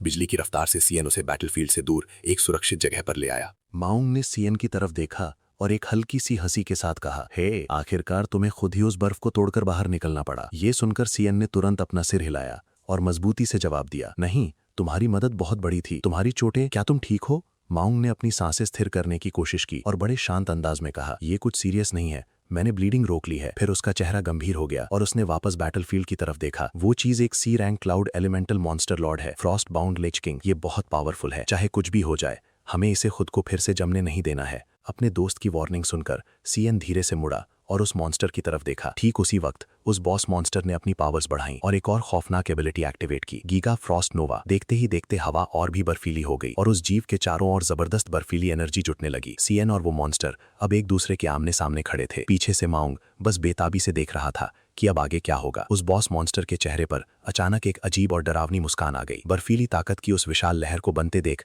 माउंग की आंखें फटी की फटी रह गई। अरे, इसने इतनी बड़ी फ्रॉस्ट नोवा कैसे समन कर ली? वो यकीन नहीं कर पा रहा था कि अब उनके बचने का कोई रास्ता है। अगले ही पल एक भयानक धमाका हुआ और पूरे डंजन में एक ऐसा दबाव पैदा हुआ जिसने सब कुछ हिलाकर रख दिया। यहाँ तक कि वो बॉस मॉन्स्टर भी ये देखकर दंग रह गया कि क्या हुआ। जब धुआं और पाला छटना शुरू हुआ तो नजारा पूरी तरह बदल चुका था। सीएन वहां खड़ा था, पर अपने पुराने रूप में नहीं। वो अब अपनी एक नई स्टेट ग्रेव हाउंड किंग में बदल चुका था। इस ट्रांसफॉर्मेशन के साथ सीएन को नई एबिलिटीज मिली थी, जिनमें से एक थी फ्रॉस्टी फिजिक। इस पावर ने उसे ठंड के खिलाफ पूरी तरह इम्यून कर दिया था और कम तापमान में लड़ते वक्त उसकी रेजिस्टेंस और भी मजबूत हो जाती थी। सीएन को इस रूप में देखकर वो बॉस भी सन रह गया। माउंग सीएन को बस देखता ही रह गया। उसे समझ नहीं आ रहा था कि ये क्या हो रहा है। सीएन, ये ताकत, तुम्हें क्या हुआ है? क्या तुम सच में वो करोड़ों में एक होने वाले ड्यूअल क्लास अवेकनर हो? इससे पहले कि वो कुछ और कह पाता, सीएन ने बड़े शांत अंदाज में अपने घायल दोस्त से कहा, मुझे माफ कर दो, मैंने हालात को समझने में गलती की और मेरी वजह से तुम तीनों की जान खतरे में पड़ी। उसी पल सीएन के शरीर से एक और भी भयानक और डार्क एनर्जी निकलने लगी। क्लास चेंजिंग की प्रोसेस फिर से एक्टिवेट हो गई थी। सीएन ने मजबूती से कहा, पर अब ये सब यहीं खत्म होगा। उसके शरीर के चारों ओर की एनर्जी किसी हिंसक तूफान की तरह मुड़ने लगी। आखिरकार क्लास चेंज कंप्लीट हुआ। सीएन अब एक बिल्कुल नए रूप में खड़ा था, जिसे अबिसल फीन कहा जाता है। उसके हाथ में एक पावरफुल एस रैंक हथियार आ गया था, जिससे खौफनाक ऑरा निकल रहा था। उसे देखकर ऐसा लग रहा था मानो बैटलफील्ड पर कोई असली शैतान जाग गया हो। मॉन्स्टर की आंखों में देखते हुए सीएन ने ठंडे अंदाज में ऐलान किया कि वो इसे अभी खत्म कर देगा। सीएन बिना किसी हिचकिचाहट के आगे बढ़ा। एक ही पल में उसने अपनी क्लास स्विच की। Level 16 abyssal fiend. उसके शरीर से गहरे नीले रंग की एनर्जी किसी आंधी की तरह निकली। हवा कांपने लगी जब उसके हाथ में एक एस रैंक तलवार बनी, जिसकी धार से पावर की गूंज आ रही थी। उसे चिल्लाने या दिखावा करने की जरूरत नहीं थी। उसने बस बेरुखी से कहा कि वो अब इसे खत्म कर देगा। उसके पीछे खड़ा माउंग अपनी जगह पर जम गया। उसने जो देखा वो नामुमकिन था। इस दुनिया में अवेकनर सिर्फ एक ही क्लास से बंधे होते हैं, जिसे बदला नहीं जा सकता। करोड़ों में शायद कोई एक होता है जिसके पास दूसरी क्लास हो, जिन्हें ड्यूअल क्लास अवेकनर्स कहते हैं। और पूरी दुनिया में ऐसे 10 लोग भी नहीं हैं। पर सीएन सिर्फ दुर्लभ नहीं था, वो तर्क से परे था। माउंग की सांसें गले में अटक गईं जब उसे सच्चाई समझ आई। सीएन के पास सिर्फ 2 नहीं बल्कि 3 क्लासेस थीं, और उनमें से कोई भी मामूली नहीं थी। सीएन के चारों ओर नीली एनर्जी किसी बिजली की लहर की तरह लिपट गई। उसकी आंखें बर्फीली तेजी के साथ चमकने लगीं और उसकी पावर अपने चरम पर पहुंच गई। Maximum stamina, maximum strength. फिर बिना किसी वार्निंग के वो गायब हो गया। उसके पैरों की नीचे की जमीन धंस गई और नीली माना की एक शॉकवेव चारों तरफ फैल गई। 1 सेकंड से भी कम समय में वो स्केलेटन किंग के ऊपर पहुंच चुका था। रफ्तार इतनी तेज थी कि उस पर रिएक्ट करना भी मुमकिन नहीं था। सीएन की तलवार उठी और ब्लेड पर एनर्जी इतनी सघन होती गई कि हवा भारी हो गई। माउंग की आंखें फिर फटी रह गईं। उस मॉन्स्टर का वो दम घोटने वाला दबाव अब पूरी तरह गायब हो चुका था। पहली बार उस मॉन्स्टर के मन में हिचकिचाहट आई और उसने वो महसूस किया जो उसने पहले कभी नहीं जाना था, डर। सीएन की आवाज खामोशी को चीरते हुए आई, star soldier, triple calamity, overload mode. तलवार चली। एक पल के लिए ऐसा लगा जैसे कुछ नहीं हुआ, पर अगले ही पल उस स्केलेटन किंग के शरीर पर एक बारीक रेखा उभरी और वो 2 हिस्सों में बट गया। सीएन बड़े आराम से जमीन पर उतरा। उसका एक घुटना जमीन को छू रहा था और उसकी तलवार पूरी तरह कंट्रोल में थी। उसके पीछे उस मॉन्स्टर का शरीर पूरी तरह ढह गया और हड्डियों के टुकड़े बारिश की तरह गिरने लगे। पूरे मैदान में खामोशी छा गई। सिस्टम का नोटिफिकेशन आया। 5000 से ज्यादा एक्सपीरियंस मिला। सीएन अब लेवल 17 पर पहुंच चुका था। उसने कोई जश्न नहीं मनाया। उसके लिए ये बस एक तय नतीजा था। माउंग लड़खड़ाते हुए आगे बढ़ा और उस टूटी हुई खोपड़ी के पास घुटनों के बल गिर गया। उसे यकीन नहीं हो रहा था कि सीएन ने ये कर दिखाया। सीएन, तुमने ये कर दिया। ये सिर्फ एक लड़ाई नहीं थी, ये तो उसे मिटाना था। सीएन खड़ा हुआ और बड़े शांत तरीके से बोला, जैसे कुछ खास हुआ ही ना हो। क्या बाकी लोग अभी भी जमे हुए नहीं हैं? ये शब्द सुनकर माउंग को झटका लगा। उसके चेहरे का रंग उड़ गया जब उसे जियांग और बाकी दोस्तों की याद आई। वो खुद को कोसते हुए तुरंत उनकी तरफ भागा। इस बीच सीएन धीरे से उस स्केलेटन किंग के कटे हुए सिर की तरफ बढ़ा। उसके सामने एक नोटिफिकेशन इंतजार कर रहा था। उसने अपना हाथ उठाया और उसके चारों ओर एक गहरा लाल गोला बनने लगा, जो भारी और भूखा सा लग रहा था। वो खोपड़ी अब बिखरने के बजाय घुलने लगी। एनर्जी की लकीरें उसकी हथेली की तरफ खिंचने लगी, मानो सीएन उसे निगल रहा हो। ये प्रोसेस तब तक चलती रही जब तक कि वहां कुछ नहीं बचा। फिर सब थम गया। सीएन अपनी मुट्ठी बंद करता है और उसके चारों ओर मौजूद लाल ऑरा शांत हो जाता है। डिवाउरिंग की प्रोसेस पूरी होते ही उसे 2 नई क्लासेस हासिल होती हैं, बोन लीच किंग और क्लाउड मेज। सीएन के लिए सबसे चौंकाने वाली बात यह थी कि क्लाउड मेज क्लास उसे किसी सपने या सिस्टम ट्रिगर से नहीं बल्कि असलियत में मिली थी। उसने गहरी सांस ली और इस नई सच्चाई को स्वीकार किया। वहां पास में मौजूद उड़ता हुआ रिकॉर्डिंग कैमरा बर्फ में पूरी तरह जमा हुआ था, जिसका मतलब था कि सीएन की इस खतरनाक ताकत का कोई सबूत बाहर नहीं जा पाया। इसी बीच उसे नोटिफिकेशन मिलता है कि उसका लाइटनिंग असैसिन लेवल अप हो चुका है और उसे एक दुर्लभ स्टार पॉइंट मिला है। सीएन हमेशा की तरह शांत रहता है और बस इतना ही सोचता है कि उसे एक स्टार मिल गया है। दूसरी तरफ एक और डंजन के अंदर गोंगटिंग की टीम की हालत बहुत खराब थी। उनके सामने एक विशाल और डरावना डी रैंक प्लांट बॉस खड़ा था। पूरे मैदान में तबाही मची हुई थी और बेलें किसी तलवार की तरह हवा में लहरा रही थीं। हंटर्स अपनी जान बचाने के लिए संघर्ष कर रहे थे और उनकी फॉर्मेशन पूरी तरह टूट चुकी थी। जब सब कुछ हाथ से निकलता महसूस हुआ तब गोंगटिंग मैदान में उतरा। 2 मेजर्स ने अपनी पूरी ताकत उसे दी और गोंगटिंग का ऑरा तेजी से बढ़ने लगा। उसकी आंखों में एक अलग ही जुनून था। उसने अपनी तलवार निकाली और बिजली की रफ्तार से मॉन्स्टर के एकदम सामने पहुंच गया। बिना रुके उसने अपनी खास तकनीक सैफरन ब्लेड बर्स्ट का इस्तेमाल किया, जिससे एक भयानक धमाका हुआ और वो विशाल जीव अंदर से जलकर राख हो गया। गोंगटिंग की इस जीत के बाद उसकी टीम खुशी से झूम उठी। रोबोटिक ड्रोन ने अनाउंस किया कि डंजन 35 मिनट में क्लियर हो गया है। 3x मल्टीप्लायर के साथ उन्हें 150 पॉइंट्स मिले, जो एक नया रिकॉर्ड था। गोंगटिंग बड़े गर्व के साथ अपनी टीम को लेकर रैंकिंग चेक करने के लिए बाहर की तरफ बढ़ता है। उसे पूरा यकीन था कि वही नंबर 1 है। जब गोंगटिंग और उसका ग्रुप बाहर हॉल में पहुंचता है तो वहां का नजारा काफी दर्दनाक था। घायल स्टूडेंट्स पट्टियों में लिपटे हुए थे और कई लोग अभी भी उस खौफनाक मंजर से बाहर नहीं आ पाए थे। गोंगटिंग ने ये सब देखकर बड़ी हिकारत से सोचा कि जो लोग जल्दी बाहर आ गए वे यकीनन हार मान चुके होंगे। तभी उसकी नज़र एक तरफ बैठी सियान की टीम पर पड़ी। सियान और उसके रूममेट्स बिल्कुल आराम से बैठे थे, जैसे वहां कुछ हुआ ही ना हो। गोंगटिंग को लगा कि सियान डर के मारे डंजन से जल्दी भाग आया होगा और उसने खुद को तसल्ली दे दी कि सियान जैसा लूजर उसके रिकॉर्ड के आसपास भी नहीं भटक सकता।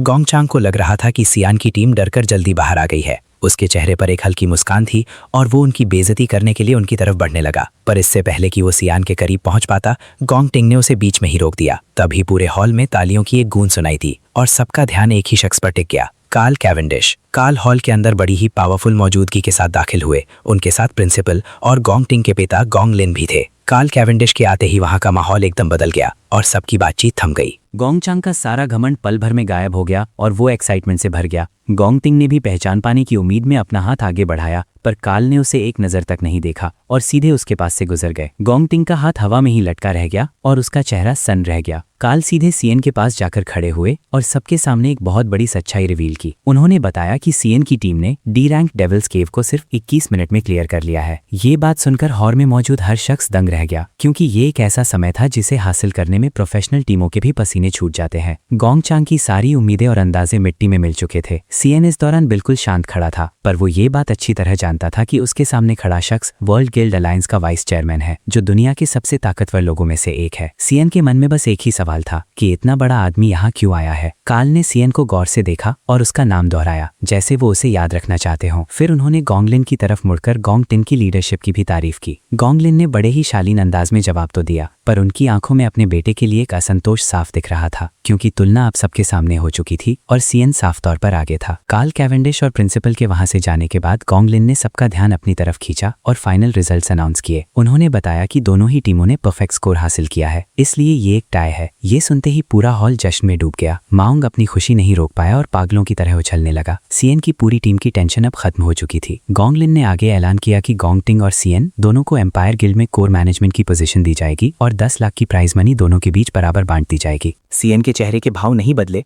पर उसके अंदर की सोच तेज हो गई। उसने चिंगशी से वादा किया था कि वो 1 महीने में 10 लाख लौटा देगा, पर अब उसे सिर्फ 5 लाख मिलने वाले थे। उसके लिए 50% काफी नहीं था और वो देरी बर्दाश्त नहीं कर सकता था। सीएन तुरंत बाकी के 5 लाख कमाने के लिए किसी नए रास्ते के बारे में सोचने लगा। तभी गोंगटिंग ने अपनी खामोशी तोड़ी और इस नतीजे को मानने से साफ इनकार कर दिया। उसके हिसाब से विजेता सिर्फ एक ही हो सकता था। उसने सीधे सीएन की आंखों में देखते हुए एक 1-on-1 टाई ब्रेकर की मांग की। ये सुनते ही हॉल की खुशी एक बार फिर सन्नाटे में बदल गई। गोंगलिन ने तुरंत उसे रोकने की कोशिश की और कहा कि असेसमेंट खत्म हो चुका है और अब इसकी कोई जरूरत नहीं है। उन्हें लगा था कि सीएन पक्का इस चैलेंज के लिए मना कर देगा, पर सीएन ने बिना एक पल की देरी किए इसे एक्सेप्ट कर लिया। सीएन को अब अपना पूरा पैसा चाहिए था और गोंगटिंग का ये चैलेंज उसके लिए एक बड़ा मौका था। सीएन और गोंगटिंग अब एक दूसरे के आमने सामने थे। सीएन की ये शर्त रखते ही पूरे हॉल का शोर एक पल में थम गया और वहां एक अजीब सी खामोशी छा गई। सीएन का चेहरा एकदम शांत था, लेकिन उसकी आंखों में अब एक ऐसी एकाग्रता थी जो पहले कभी नहीं देखी गई। शर्त एकदम साफ थी, जो इस जंग को जीतेगा वो पूरे 10 लाख का इनाम लेकर जाएगा। गोंगटिंग ने बिना एक पल सोचे इस चुनौती को स्वीकार कर लिया। उसे पूरा यकीन था कि अगर सीएन उसे हरा देता है तो वो इस पूरे पैसे का हकदार है। हॉल के दूसरे छोर पर कार्ल कैवेंडिश, जो बस निकलने ही वाले थे, उनके कदम रुक गए। वो धीरे से मुड़े और उनके चेहरे पर एक हल्की मुस्कान आई। उनकी दिलचस्पी इस लड़ाई में फिर से जाग उठी थी।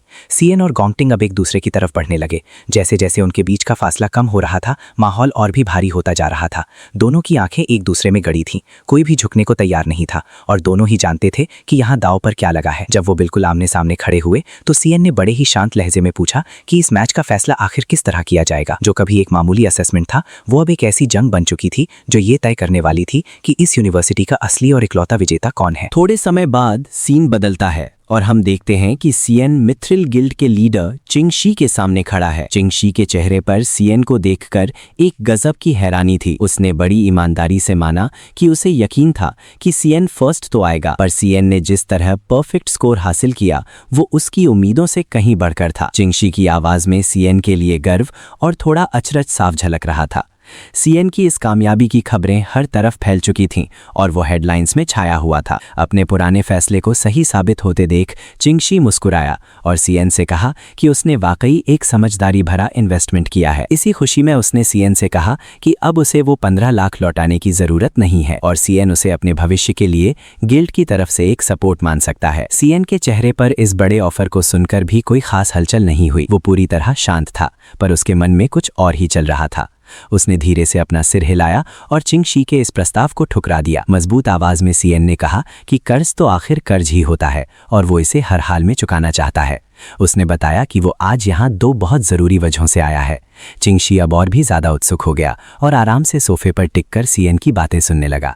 सीएन ने पहली बात रखी, रीपेमेंट की डेडलाइन। उसने बड़े ही सम्मान के साथ 1 हफ्ते का समय और मांगा। सीएन ने समझाया कि ग्रेजुएशन असेसमेंट टाई पर खत्म हुआ, जिसकी वजह से उसे मिलने वाले पैसे 5 लाख कम हो गए। इसी वजह से उसके और गॉन्गटिंग के बीच एक 1-on-1 टाई ब्रेकर मैच रखा गया है। उसने खुलासा किया कि यह मैच ठीक 1 हफ्ते बाद स्कूल के पास ही मौजूद एक बेहद खतरनाक जगह वाइल्ड डेविल्स केव में होने वाला है। ये सुनते ही चिंगशी का चेहरा सफेद पड़ गया और उसके चेहरे पर सदमा साफ दिखने लगा।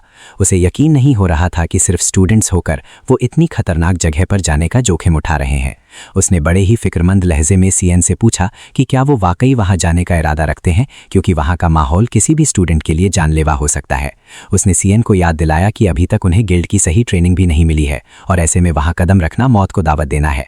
चिंगशी की आवाज में घबराहट थी जिसे वो छिपा नहीं पा रहा था, पर सीएन एकदम शांत खड़ा रहा। उसने चिंगशी को यकीन दिलाया कि उसे फिक्र करने की कोई जरूरत नहीं है। सीएन ने बड़े ही आत्मविश्वास के साथ कहा कि जैसे ही वो ये टाई ब्रेकर जीतेगा उसे बाकी के 5 लाख मिल जाएंगे। इतना ही नहीं, उसने वादा किया कि उस डेविल्स केव से जो भी मटेरियल्स वो इकट्ठा करेगा वो सब चिंगशी को सौंप देगा। सीएन ने कहा कि उन मटेरियल्स को वो उस 1 हफ्ते की देरी के इंटरेस्ट की तरह रख सकता है। सीएन की बात सुनकर चिंगशी पूरी तरह खामोश हो गया। वो सीएन को बस देखता ही रह गया और कुछ गहराई से सोचने लगा। उसके मन में सीएन के लिए अचरज और बढ़ गया। एक लड़का जो दुनिया की सबसे जानलेवा जगहों में से एक में जाने वाला है, उसकी आंखों में डर का नामो निशान नहीं था। उसकी इकलौती चिंता अपना कर्ज और जिम्मेदारी पूरी ईमानदारी से निभाना था। चिंगशी को एहसास हुआ कि सीएन उसकी कल्पना से कहीं ज्यादा असाधारण है। तभी सीएन का लहजा और भी गंभीर हो गया। उसने कहा कि उसके आज यहाँ आने की एक और वजह है जो इससे भी कहीं ज्यादा अहम है। हालांकि सीएन ने आगे क्या कहा वो साफ नहीं हुआ, पर चिंगशी का रिएक्शन देखकर अंदाजा लगाया जा सकता था कि बात बहुत बड़ी है। उसके चेहरे पर पहले से कहीं ज्यादा हैरानी थी और सीएन ने जो राज खोला था उसने वहां एक गहरा रहस्य पैदा कर दिया था। थोड़ी देर बाद सीन बदलता है। 17 जून की दोपहर है और किंग चैंगचैंग काउंटी के किंग मिडिल स्कूल का माहौल काफी खुशनुमा है। स्टूडेंट्स अपनी एग्जाम्स खत्म होने का जश्न मना रहे हैं। उन्हीं के बीच सीएन की बहन सीयून भी है जो बहुत खुश नजर आ रही है। एक खिली हुई मुस्कान के साथ उसने कहा कि आखिरकार एग्जाम्स खत्म हुए और समर वेकेशन शुरू हो गई है। जैसे ही उसने अपना फोन देखा उसे याद आया कि आज उसके भाई का भी ग्रेजुएशन असेसमेंट है। सीएन की फोटो देखते ही उसकी आंखों में एक चमक और प्यार भर गया। धीरे धीरे उसकी यादें उसे कई साल पीछे ले गई।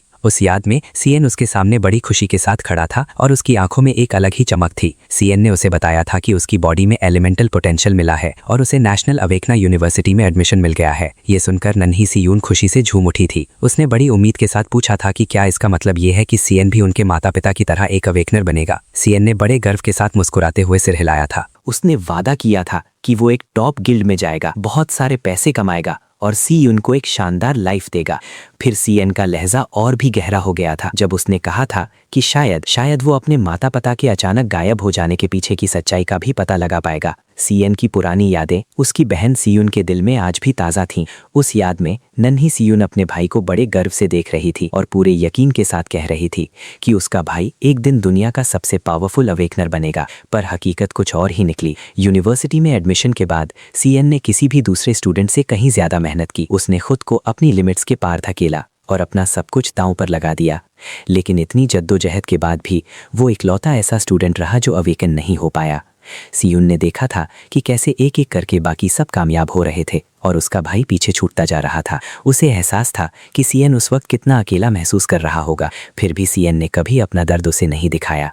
उसने अपनी सारी तकलीफ एक प्यारी सी मुस्कान के पीछे छिपा ली ताकि सीयून को कभी फिक्र ना हो। वर्तमान में लौटते हुए सीयून अभी अपनी यादों में खोई ही थी कि तभी उसकी एक दोस्त भागती हुई आई। वो काफ़ी एक्साइटेड थी और सीयून से पूछने लगी कि क्या उसने लेटेस्ट न्यूज़ सुनी है। उसकी दोस्त ने बताया कि इस साल नेशनल अवेकनर यूनिवर्सिटी ने 2 ऐसे जीनियस स्टूडेंट्स दिए हैं जिन्होंने अपने ग्रेजुएशन असेसमेंट में परफेक्ट स्कोर हासिल किया है। ये खबर हर तरफ आग की तरह फैल चुकी थी। यहाँ तक कि गिल्ड अलायंस के वाइस चेयरमैन ने भी खुद आकर उनकी तारीफ की है। उसकी दोस्त को लग रहा था कि इन जीनियस स्टूडेंट्स की वजह से उनके पूरे कैंगशांग काउंटी का नाम रोशन होने वाला है। तभी अचानक उसने सीयून से पूछ लिया, क्या तुम्हारा भाई भी उसी यूनिवर्सिटी में नहीं पढ़ता? सीयून अभी जवाब देने ही वाली थी कि तभी जिन दक्सिन नाम का एक लड़का वहां आ थमका। वो शिमिजू यूनिवर्सिटी का स्टूडेंट था। उसने बड़े ही सलीके से सीयून को गुड आफ्टरनून कहा और फिर अपनी अमीरी का रौब झाड़ते हुए उसे जैंग बिल्डिंग के एक पेंट हाउस में डिनर के लिए इनवाइट किया। सीयून की सहेली तो ये अचानक मिला इन्विटेशन देखकर शॉक में थी, पर सीयून के चेहरे पर सिर्फ और सिर्फ चिढ़ थी। बिना कोई जवाब दिए वो तेज कदमों से वहां से निकल गई। उसे बस वहां से और उन बातों से भागना था। रास्ते भर सीयून का दिमाग बस एक ही बात पर अटका रहा। उसे लग रहा था कि सीएन के क्लासमेट सब हेडलाइंस बना रहे हैं, उन्हें जीनियस कहा जा रहा है, और दूसरी तरफ उसका भाई अवेकन तक नहीं हो पाया। ये तुलना उसके दिल को छलनी कर रही थी। उसे लग रहा था कि सीएन अंदर से टूट चुका होगा और शायद वो किसी भी पल रो पड़ेगी। पर उसने खुद को संभाला और फैसला किया कि वो घर जाकर सीएन के लिए उसकी पसंद का सबसे स्वादिष्ट खाना बनाएगी ताकि उसके चेहरे पर थोड़ी सी मुस्कान ला सके। रात के वक्त जब सीएन घर पहुंचा तो वो टेबल पर सजे ढेर सारे पकवान देखकर दंग रह गया। उसने सीयून से पूछा कि उसने इतने कम समय में इतना सारा खाना कैसे बना लिया। सीयून चुप रही। उसकी खामोशी में वो दर्द था जिसे वो शब्दों में नहीं कह पा रही थी। बैकग्राउंड में टीवी पर इवनिंग न्यूज चल रही थी जहां नेशनल अवेकनर यूनिवर्सिटी के ग्रेजुएशन असेसमेंट और कार्ल कैवेंडिश की विजिट की रिपोर्ट दिखाई जा रही थी। सीयून चुपचाप सीएन को देख रही थी। उसे पूरा यकीन था कि सीएन एक बार फिर दिखावा कर रहा है। उसे लगा कि असेसमेंट में फेल होने का दुख किसी को भी तोड़ सकता है, पर सीएन के चेहरे पर ना तो कोई खींच थी और ना ही उदासी। उसकी ये नकली मुस्कान देखकर सीयून का दिल और भी ज्यादा दुख रहा था। तभी टीवी पर न्यूज एंकर ने एक गंभीर और साफ आवाज में कहा, इस साल का ग्रेजुएशन असेसमेंट एक बेहद दुर्लभ नतीजे के साथ खत्म हुआ है।